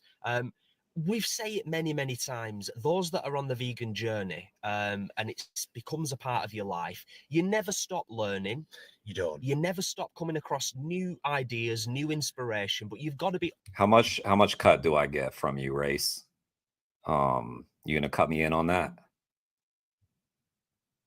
Open to that as well. Yeah, I mean, if you get it for free, like, you're never gonna read it. But if you buy it, you know, then you're like, oh, I spent money on it. I'm gonna have to make this worth it, so that you're gonna read it. In continuing your journey, we hope that you feel better for doing it, that you can look at it as an adventure, and having your eyes and ears and brain open to all of the wonderful new things that are coming. Not necessarily products, because as we've said, you know, this Veganuary, there hasn't been a massive push from all of the supermarkets in terms of releasing loads of new stuff for Veganuary. Except Aldi. Except for Aldi. But Aldi always release a load of stuff in Veganuary and then it's gone. Like the croissants and the pan au chocolat, they're already gone. Yeah. Really? They just Damn. bring in a huge batch, and when they're gone, they're gone. Yeah. And some of the freezer stuff might disappear at Aldi too. We often do updates, don't we? We often do little updates in terms of, like, particularly with Aldi. You know, we'll probably go and visit Aldi again in February, maybe towards the end of Feb or something, and we'll be like, what they've got left. What have they got? But yeah, going back to what I was saying before, not just product releases to look out for, because it's spread out throughout the year, but also there's a lot of amazing campaign work going on all over the planet, you know, and to be aware of some of that stuff, like ourselves, to occasionally highlight it, or just for your own consumption and education, just being worldly and being aware of what's going on in the world when it comes to plant-based and vegan, because there's a lot of innovation going on, and there's a lot of stuff going on at a very high level in terms of, like Portugal the other day, like the government are putting out major plans and making really great strides in the right direction. I'm only mentioning this because the Vegan Society shared it. Okay. They're about reducing emissions on a countrywide level and tying in Sped it up a little bit. in animal consumption. I know into most of us their don't need this reduction in emissions. message. Really proud of Portugal. A brilliant step in the right direction. So yeah, it's an exciting time. And you know, you might get grief off your friends and family. You might get people taking the mick out of you. And you know what? You do need a thick skin. You do. But this is a beautiful community, a supportive community. We will do our best to continue to support you. Hopefully it's a supportive community in the best way that we can. And that's why we do our meals vlogs, why we do one live a week, and why we continue with our shopping vlogs throughout the year, because we want to constantly be a source of valid, relevant information regarding where you can buy what. So, as I said at the start, let us know down there, is there anything that you've struggled with? All right. Well, this is all about Veganuary. So let's move on from this video. That was a good video. I was curious, not the vlog we planned. It sounds like what happened was their car broke down. So they're waiting to get their car fixed. Love these guys. Go show them some support. I linked the video. It's there in the chat. So check that out. Let's check out Wayne's new video because I actually don't know what he recorded. So let's take a look. Is that popped up? Okay. All right, cool. Let's see. He's got a 17-minute video. Okay. Y'all, now we're going to get inspired. Okay, so someone asked me earlier how, I think it was Jedi. Was it you, Jedi? How soon till we get that vegan world? Listen to Wayne Shung. You're going to feel good about animal liberation. Like, he believes it. He believes we're getting there. Liberation will happen. Okay. Animal liberation will happen in 1 generation or less. That might sound like an absurd statement. After all, last year, around 100 billion animals were killed worldwide, a record number. He's got to sell me on this. I'm more of a pessimist, I got to say. I'm a member of the team, but the belief is infectious. And it's part of what keeps people going, like the belief that we'll do this. And rates of veganism in the United States are stuck at about 0.5%, and things aren't looking much better around the world. 0.5. And yet I remain not just confident, but certain that animal rights and an end to institutionalized animal exploitation will happen much sooner than most people think. And I'm going to try and explain why in this episode. And it starts with the story of Peanut the squirrel. So if you don't know who Peanut is, he wasn't a household name until this election season, although he did have a Oh God, I did not follow the Peanut the squirrel thing. I know Wayne followed this. I don't know what the hell happened with Peanut the squirrel. I was real focused on the election in terms of getting people out to vote. I did not follow the various controversies that were happening, so I don't know what the hell happened with that. But let's hear about Peanut. Profile. But Peanut was a squirrel who was killed by the New York Department of Environmental Conservation on November 1st, shortly before the election. He was the victim of a raid on an unlicensed wildlife rehabber. What's important about Peanut is he became the biggest story in the entire election. So, for example, I don't agree. I don't know what he means, the biggest story. Was it? Did I miss something? Like, maybe I did. Maybe I'm the one who's kind of really tuned out. I do not. I know it was big for a day or two. Shortly before Election Day, Kamala Harris posted. I think the bigger story of the election, sorry to cut Wayne off, the biggest thing that happened in the election that tilted things towards Trump, in my opinion, was when Trump had that rally and that comedian got up there and was talking about Puerto Ricans, and they had just like this disastrous rally. I really think that momentum was going to swing towards Biden. And then days later or a day later, Biden made that gaffe. I think that was the big deal because that was pretty much the last. I don't know. I'm not a political expert, but the way I've seen these elections go, it's just like basically who's got the momentum right at the end, who made the last giant mistake. And in my opinion, it was Biden. And that carried momentum for Trump all the way through the election. But anyway, so for example, shortly before Election Day, Kamala Harris posted that the hip hop artist, the rapper Cardi B, was supporting her run for president. And she got 800,000 plus likes on TikTok. It was one of the most liked posts that Kamala posted throughout the entire campaign. But when Donald Trump posted in support of Peanut and his family on exactly the same day, he got nearly double the number of likes, something like 1.4 million likes. And it was accompanied by a wave of other posts by people like Elon Musk, Donald Trump Jr., and others who said over and over again things like, and this is a quote directly from one comment on Donald Trump's TikTok, "I have no way to explain how important this is to me." There's an argument that by pushing massive pro-Trump sentiment and massive anti-Democrat sentiment, literally the day before the election, that Peanut the squirrel is the reason Donald Trump is our president. 56 years ago, we conquered the moon. I don't think Now so. Verizon. This is where Wayne and I have some disagreement. Usually when Wayne and I disagree about things, it has to do with the elections and politics. That's a lot of our disagreements. Yeah, I think it was the garbage comment more than anything. I mean, who knows? Who knows? Wayne could be right. Also don't think like Facebook, Twitter likes are a good measure necessarily. I mean, they're an indicator, but I mean, you know, I'm sure when what's her name, Taylor Swift, said that she was going to support Biden, didn't that get millions of likes? You know, the election's not won or lost on Twitter. I know it's important, but yeah.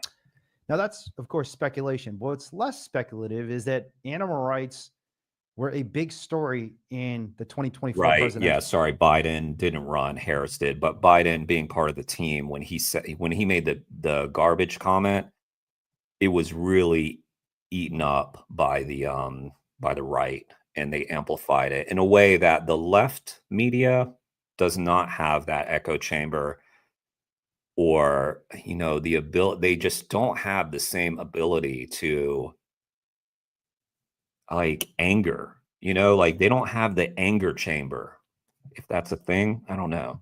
Election. So, for example, Kristi Noem, who was widely seen as a top contender for the vice president position under Donald Trump, was basically canceled because she shot her dog Cricket and wrote about it in her memoir. Yeah, now she's about to be confirmed to his cabinet. J.D. Vance and Donald Trump went viral because they accused Haitians in Ohio of eating people's pets. Remember that line from the debate? They're eating the dogs, they're eating the cats, they're eating the pets. And more generally, concern about animal cruelty in this election season was probably more salient, more visible than it's ever been. But you might be asking, if concern for animals was so visible in the Kristi Noem case, Peanut the squirrel, or in the dispute and controversy over Haitians supposedly eating people's pets, why is animal rights not a political force? I can answer that question. These weren't actual outrage. This is manufactured outrage, in my opinion, Wayne. Nobody cared about these topics. It was political football. I really don't think people really believe they're eating the pets. Some people did, because we have Neil deGrasse Tyson out here believing that he's got these. Look, we've got idiots out there. I know this, but it was political football, in my opinion. I don't think that these people have a very genuine concern for animals. Certainly indications that it's not much of a political force at all. For example, Ezra Klein, maybe the most prominent vegan in the media, had 3 guests right before the election who are all vegetarians: Vivek Ramaswamy, Jon Stewart, the comedian, and Ta-Nehisi Coates, the civil rights activist and writer. I think Jon Stewart's vegan. I think he's vegan. I don't know. God, I really wish that Jon Stewart, with being back on the Daily Show, would talk about it more. He hasn't hardly mentioned it at all. And I believe he went vegan after leaving the Daily Show. So when he came back to the Daily Show, I thought, oh, great. Like, please, like, get some more attention to this, because Stephen Colbert, Trevor Noah, they have had some horrific, embarrassing takes on veganism. Although, to Trevor's credit, he had that guy Ryuji. He had Ryuji on to talk about animal rights activism when he released his documentary about fish. That was very cool, very cool. And but I'm disappointed in Trevor as a whole, because too often, like, veganism to me on his program was like a punching bag, and not a very funny like, it's one thing to make funny jokes, but the jokes were just kind of boring and bad. Like, and it did get this message across that this is like a joke, not a serious thing. And Stephen Colbert, honestly, has been even worse. So they're kind of disappointing, especially because I do consider these to be pretty brilliant comedians and smart people in a lot of senses. Yeah. Anyway. All of them are vegetarian, but none of them said even a single word about animals in the run up to the election. So you might ask, what explains this? If there's so much attention given to animals and there's so many people who seemingly in their own personal behaviors and beliefs care about animal rights, why is there no political movement that seems like it's able to drive change? Now, the answer to that question actually should give us optimism about the future of the animal rights movement. Perhaps. And I want to try and explain why.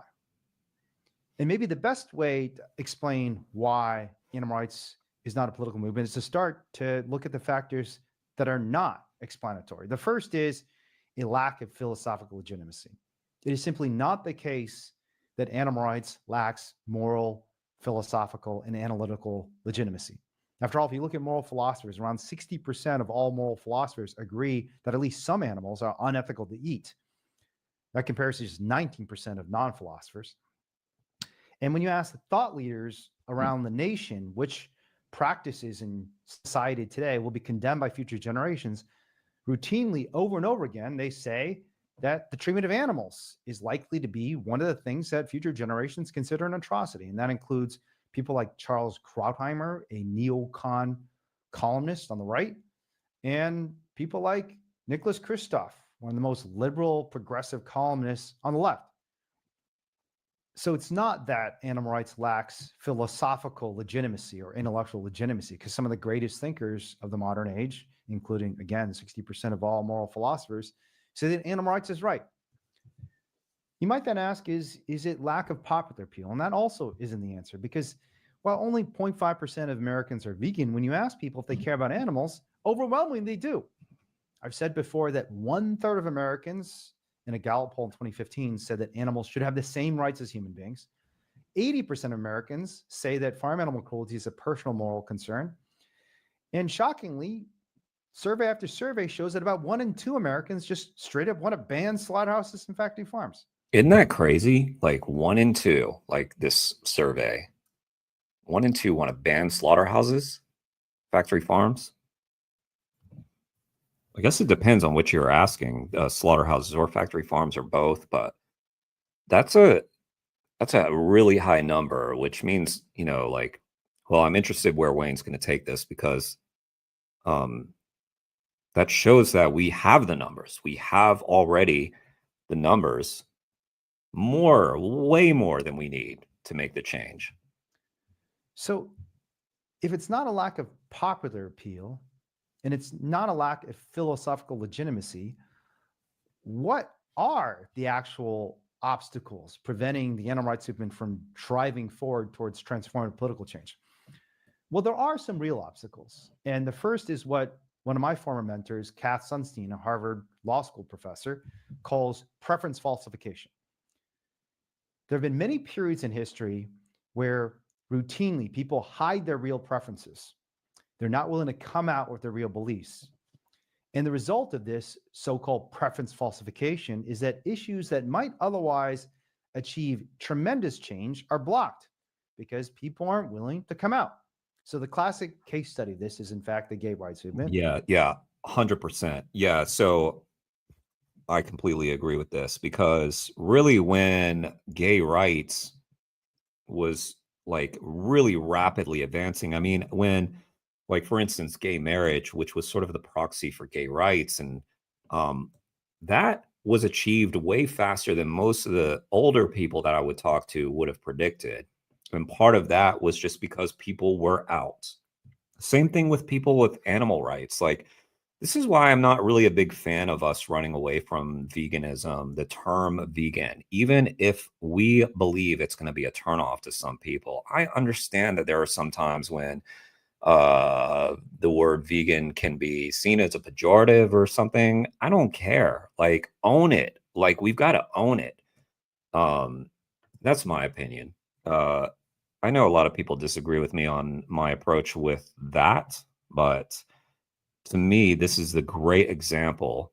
The gay rights movement was very open and proud.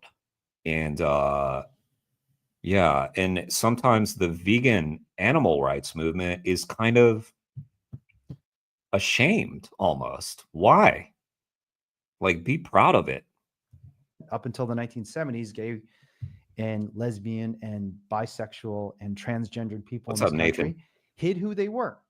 And it's hard to make change if you hide who you are, right? Right. And the same dynamic applies to animal rights today. There's so many people across the country and world who've in many ways been closeted for animal rights. Ezra Klein, the same New York Times columnist I described as having a series of vegetarian guests and not even talking about animal rights, has actually openly discussed how taking the green pill, recognize that animal suffering actually matters, was the hardest thing that he's ever done as a journalist. That it is virtually impossible for him to talk about animal rights and not feel alienated. And yeah. But you're Ezra Klein, dude. Like, goddamn. I wish I had the platform once again. I don't understand where this is coming from. Where is this kid? Like, how can you be like someone who's, I'm not trying to throw shade, but you're already in a political space. You already have to have thick skin. Damn,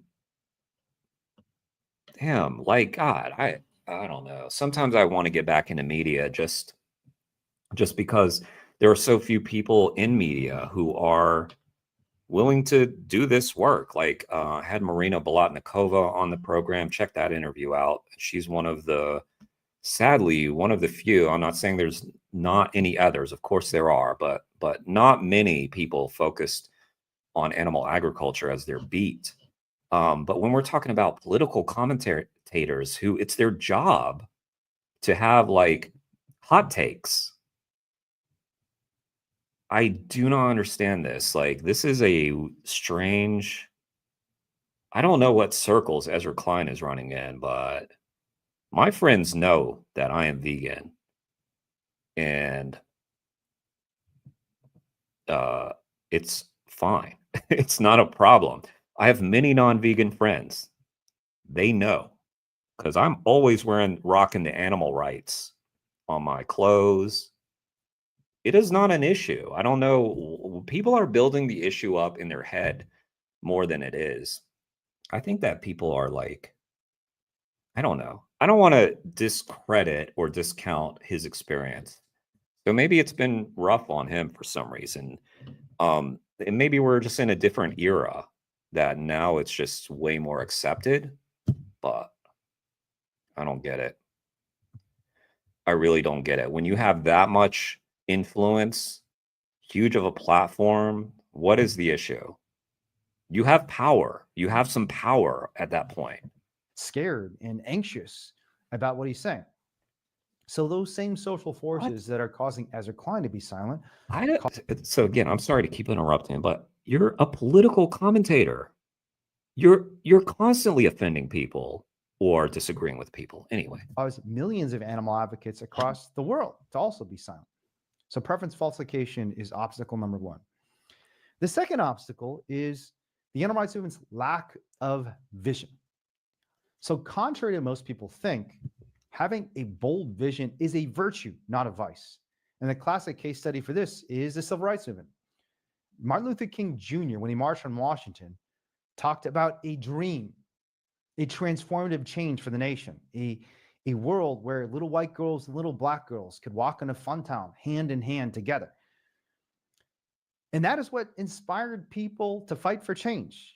It was a vision.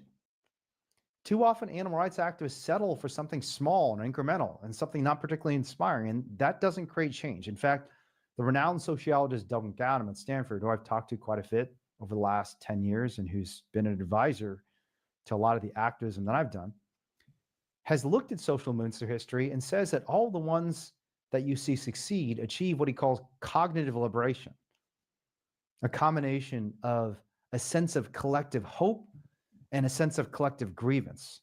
And just real quick, this is why Wayne is such a treasure in the animal rights movement. Because one, he does his homework, he does the research, he looks outside the animal rights movement to learn, and he has a bold vision and one that he can really sell. like I said, a lot of times I feel like more pessimistic. I do believe like we're gonna win this battle. I'm not sold that it's gonna be won as quickly as some people believe. However, I do know we're on the right path. And but yeah, when you listen to Wayne, he can really inspire. And it's important, like he talks about MLK, and it is important for people to the one thing that I will say is I do believe incremental wins are important. I don't think we're settling for that. That's the only thing I'd push back. But it is very important, I think, for us to have someone like Wayne who has that big vision. Without that hope that we actually have the power to create change, without a big vision that inspires us to create change, there's no motivation for. Let me read your comment. Hang on. Azilazan. Wayne is such a genuine guy. I was a videographer at a sanctuary in Colorado, and I got to see him interact with some of the residents he rescued there. He's the same guy on and off camera. He is. Yes, he is the same guy on and off the camera. And in fact, I mean, as genuine as he is on camera, I would say he's more genuine behind the scenes. Yeah, he's a very, very kind person, or at least he has been to me. Yeah, he is very caring, and that is despite, you know, if you're like in Wayne's orbit, you will very quickly realize that someone is wanting something from him at all times. So it's really hard sometimes even to get his attention as a team member, honestly. And yet, you know, he takes care of you. Like you know, I'm trying to think of like, can I give examples and stuff? But I'll just know, like every time like I come into town to visit, it's like, oh, it's like Jeremy's day. Like the team always jokes, like, where do you want to go eat, Jeremy? It's your day. I'm like, I got to keep coming into town and, you know, and leaving, because I get a day when I show up, I get a day when I leave. I just got to keep bouncing back and forth. But anyway, I mean, it's just that in the people in his orbit that Wayne has, I believe, treats really well. And there are intense moments, to be sure, like moments where we feel the pressure. And sometimes Wayne and I have been at each other's throats, you know, like we've often had disagreements, but at the end of the day, which is a word, like a phrase that I think is overused, but at the end of the day, there's a huge amount of respect. And even when I disagree with Wayne, it's hard to disagree with knowing that also like he's really done a lot of research into what he's talking about. Sometimes I think he has some bad takes, but I think that I know that where his heart is, it is to achieve liberation for the animals, and he's singularly focused on that. Azilazan, the sacrifices he's made are remarkable, literally laying his life down on the line. I don't think most of us in the movement could do what he has done. Well, what he would say is that we all could do it. And I think that's the message that he would want to get across. He's told this story many times before, so I'm sure I'm repeating it for y'all. But essentially what happened for him is that he was at a very low point in his life. And he said, what the hell else do I have to lose? Let me go walk into this slaughterhouse and bring an animal out.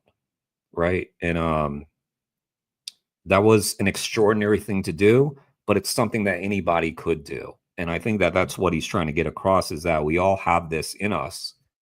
Wayne is obviously a very brilliant guy, very well spoken, very smart, very analytical, but we can all do this, you know, like we're only holding ourselves back. You know, and if you like a good example would be like if anybody has had just like stage fright, right? Or fear of getting on a megaphone or any kind of activism. Once you do it, you realize like, oh, I could do that. I was very capable of that. And I think that would be the takeaway that Wayne would want. I'm sure that's probably where he's going with this video. He will probably end with a message meaning to have people feel empowered. And as Tom Harris really eloquently put it during our interview, Tom Harris, the Shaq campaign guy, you know, we're consuming content right now. I'm just sitting on my butt watching YouTube with you all. But veganism, animal rights, animal liberation is not meant to be a spectator sport. I really like the way he framed that. Tom Harris said that. And that would be the message that Wayne promotes as well. For people to fight.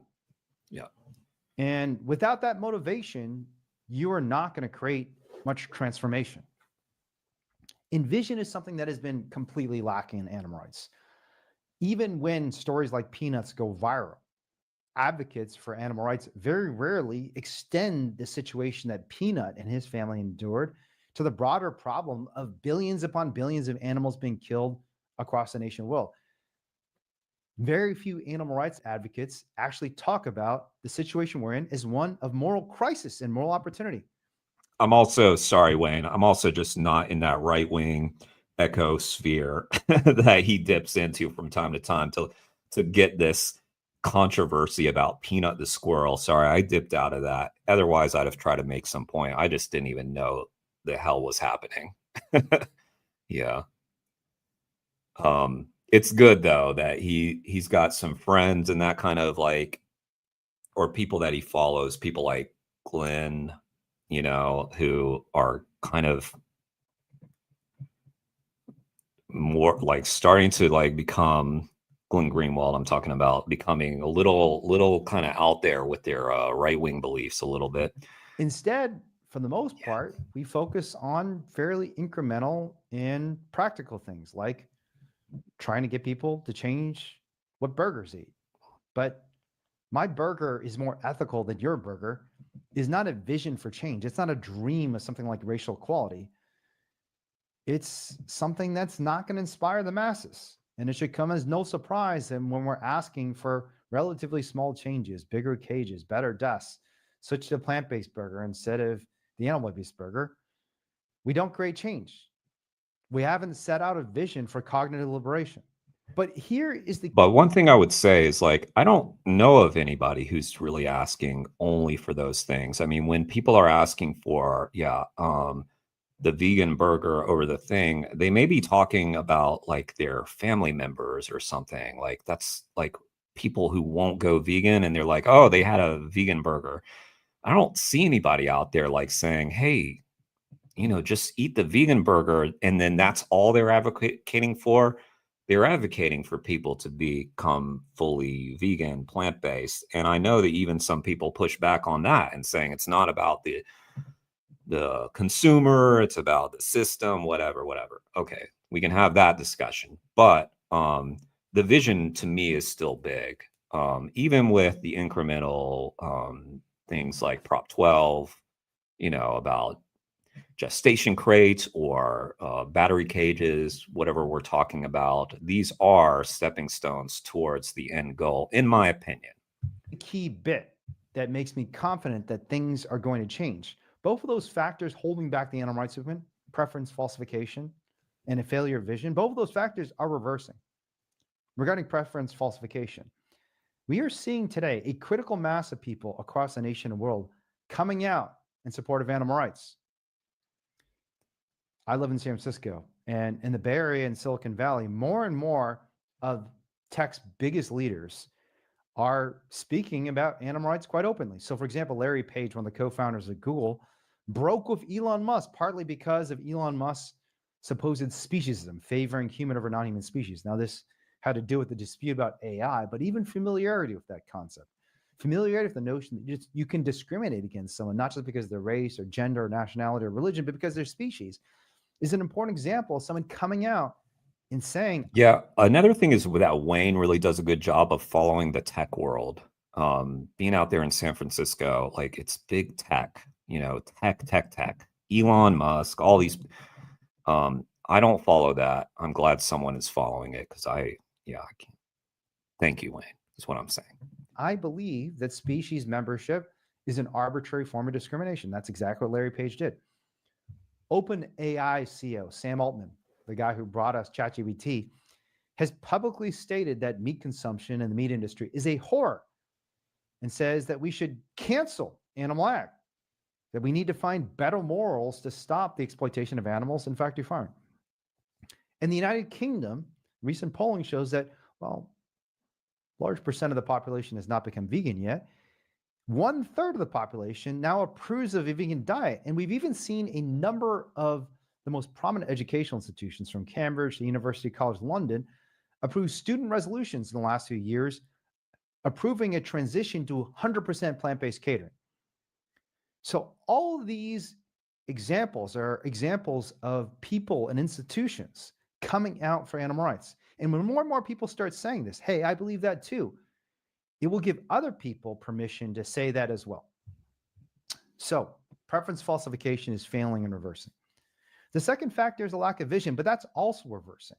So one of the most prominent examples of this is, again, while most of the time when animals are being hurt or exploited, even advocates ourselves don't paint the bigger picture, don't point out this is an atrocity, but also an opportunity to end an atrocity. Writers like Yuval Noah Harari, one of the most important writers of our time, have expressly described industrial animal farming as one of the worst crimes in history. The liberation of animals, in turn, if it ends one of the worst crimes in history, is one of the greatest opportunities in history. There are also incredible opportunities to build vision at a smaller scale. So, for example, Americans and people across the nation and world are increasingly lonely. We're seeing record decrease. Yeah, he's talked a lot about this. I think during our last conversation, we talked about sort of the loneliness epidemic. He's been thinking a lot about that, I think. I think about it less, but we talked about it in the context of like the shootings and attacks that have been going on. Anyway. Increases in the amount of time people are spending with other human beings. They're sitting in front of their computers, they're watching Netflix, Oops. They're not hanging out there. Sorry, Wayne. I am doing that right now. But we're watching you. That's good, right? I think it's good. I think Wayne would approve. I think Wayne would approve of this. Friends. With one exception. Americans are spending a record amount of time with non-human animals. And animal stories have repeatedly gone viral, not just Peanut the squirrel, but Cecil the lion, Harambe the gorilla. It's true. Even if you just go check out what's going viral on Facebook and on Instagram, it's probably something from the dodo involving animals. Could be. So while the exploitation of animals is getting more attention as one of the greatest atrocities in history, the sentience of animals, the companionship we have for animals, the love we feel for animals is also getting more and more attention. And that combination of increasing attention on the atrocities committed against animals and also increasing understanding of the value created in our political system, in our moral system, in our social system by having ethical and compassionate relationships with animals. Well, one quick thing I would say is just I do question whether there is increased attention on animal suffering, because I don't know if that's an increase or a decrease or what, because he's brought up some of these, Cecil the lion, Peanut the squirrel, but I kind of feel like these are easy.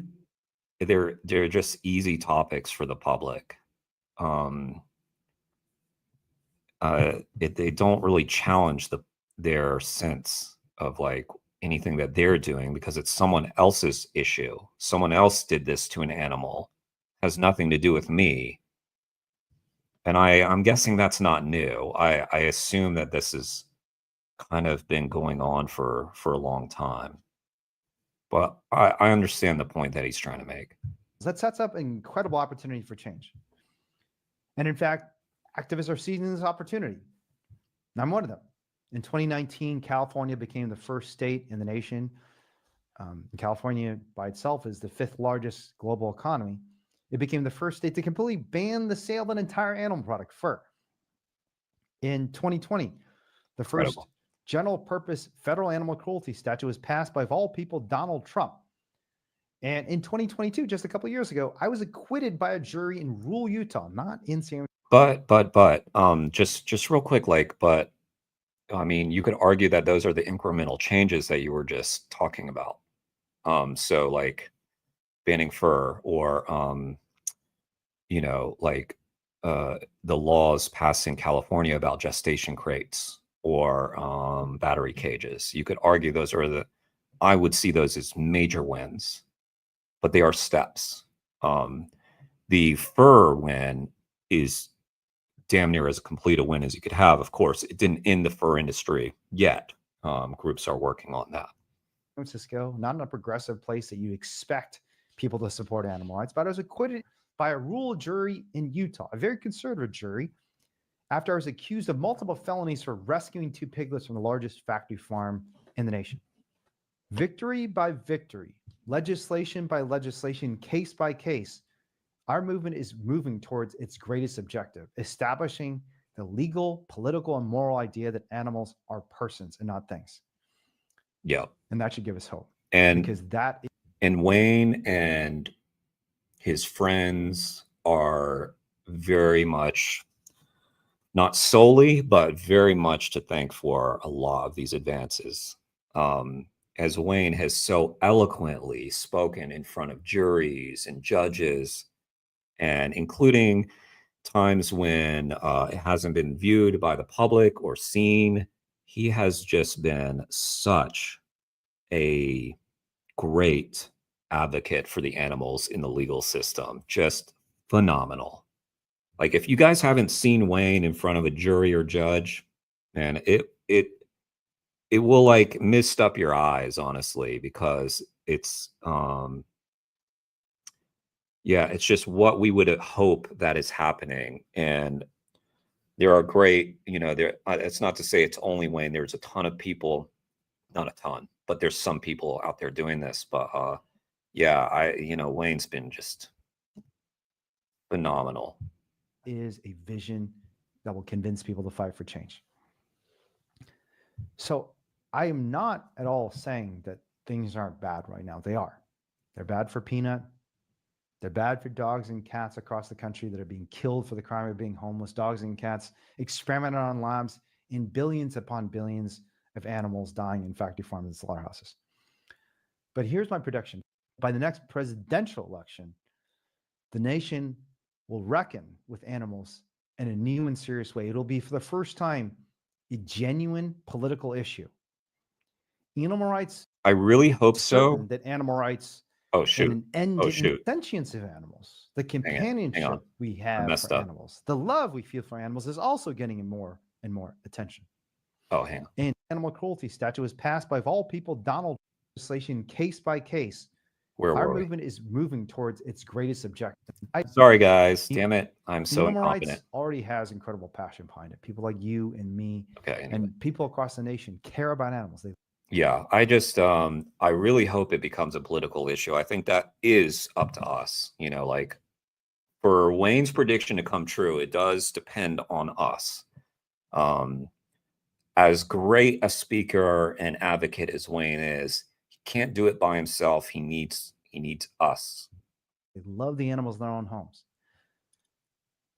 Something like 90% of Americans believe that the animals in their homes are members of the family. And about half of those Americans believe that the members of their family who are non-human animals are just as important as any human animal, just as important as their human children. And when that passion and love for animals and that recognition of the atrocities being committed by animals finally becomes a political force, because preference falsification ends, and because activists increasingly set out a vision that's inspiring and bold, animal rights will become a political force. And when it becomes a political force, it will not be stopped. So I'm interested in your thoughts too. But what do you think? Is animal rights going to happen in one generation? Is it going to happen in one presidential election? And if not, why not? Let me know in the comments. And as always, please rate and share this podcast if you enjoyed it. We don't Nice video, Wayne. Oh, we got to see Oliver. Not Hang to on. hurt animals. You can protect them. We don't have to kill them. We can care for them. And that's who we're meant to be, right? There he is. That's who we are. There's that boy. That's Oliver. That's Oliver right there. And when you can get Oliver playing, it is like so joyful. Oliver does this little thing. Let me see if you can see. He does this little thing. That's his thing. He likes to scratch on the ground when he's playing with you. When you get him doing that, oh, you're in. You are in. Hang on. We are when we're at our best. We're caring for each other and Oliver. for the other living beings of this earth. He's such a sweet boy. Rescued from the dog meat trade. Okay, what do we get? Absolutely. Incremental change is key. While an ideal world would get rid of animal ag altogether, real progress comes from practical strategic wins. I agree. And then, also a bold vision. I always watch to the end for Oliver. So guys, I linked to the video. If you guys could go sub to Wayne Shung's channel, as you guys may know, that's the channel that we started together. And this channel that you're watching right now is the spinoff to that channel when I was like, yeah, I can also do that too. So I spun off and did this channel, kind of the same format that Wayne was doing at the beginning. And Wayne has done more of these kind of talks, sort of like shorter talks. And most of mine, I've branched out to do these live videos, reaction videos, gaming. I'm going to play Tomb Raider later. That game is so good, by the way. And then I've stuck to the long form interviews, which I know, look, guys, I know it doesn't grow a channel fast, but it's what I'm good at. I like it, or at least I'm okay at it anyway. So, yeah, go show Wayne Shung some love. And if you're not sub to my channel, if you could sub, that'd be awesome. I just said, like, I am trying to grow it. It's much slower growth, but what are you going to do? What are you going to do? Anyway, I had fun with y'all. Azilazan, I don't know if I pronounced that correctly. Epiphytic lichen. You guys are giving me tough, tough names. Tough names. Nathan Blackberry. See, that's one I can do. I can do that. Nathan, good to see you. Pig's Dream, always good to see you. Kane Defends Animals, another great activist. Sub to Pig's Dream, sub to Kane Defends Animals. Verdant Jedi. I think we just met for the first time, Verdant. And Race Lever. I'm not sure. Some of these names were new to me, but guys, thanks for joining. Yeah, I'll play Tomb Raider later tonight. So look out for me. You got to hit that bell notification so you know I started. All right, guys. Love you all. Thank you. And have a good rest of your day. Let me see if I can actually end the stream because, yeah, I got the glitching again. Okay, so it may stay up for a little while. But, yeah, love you guys.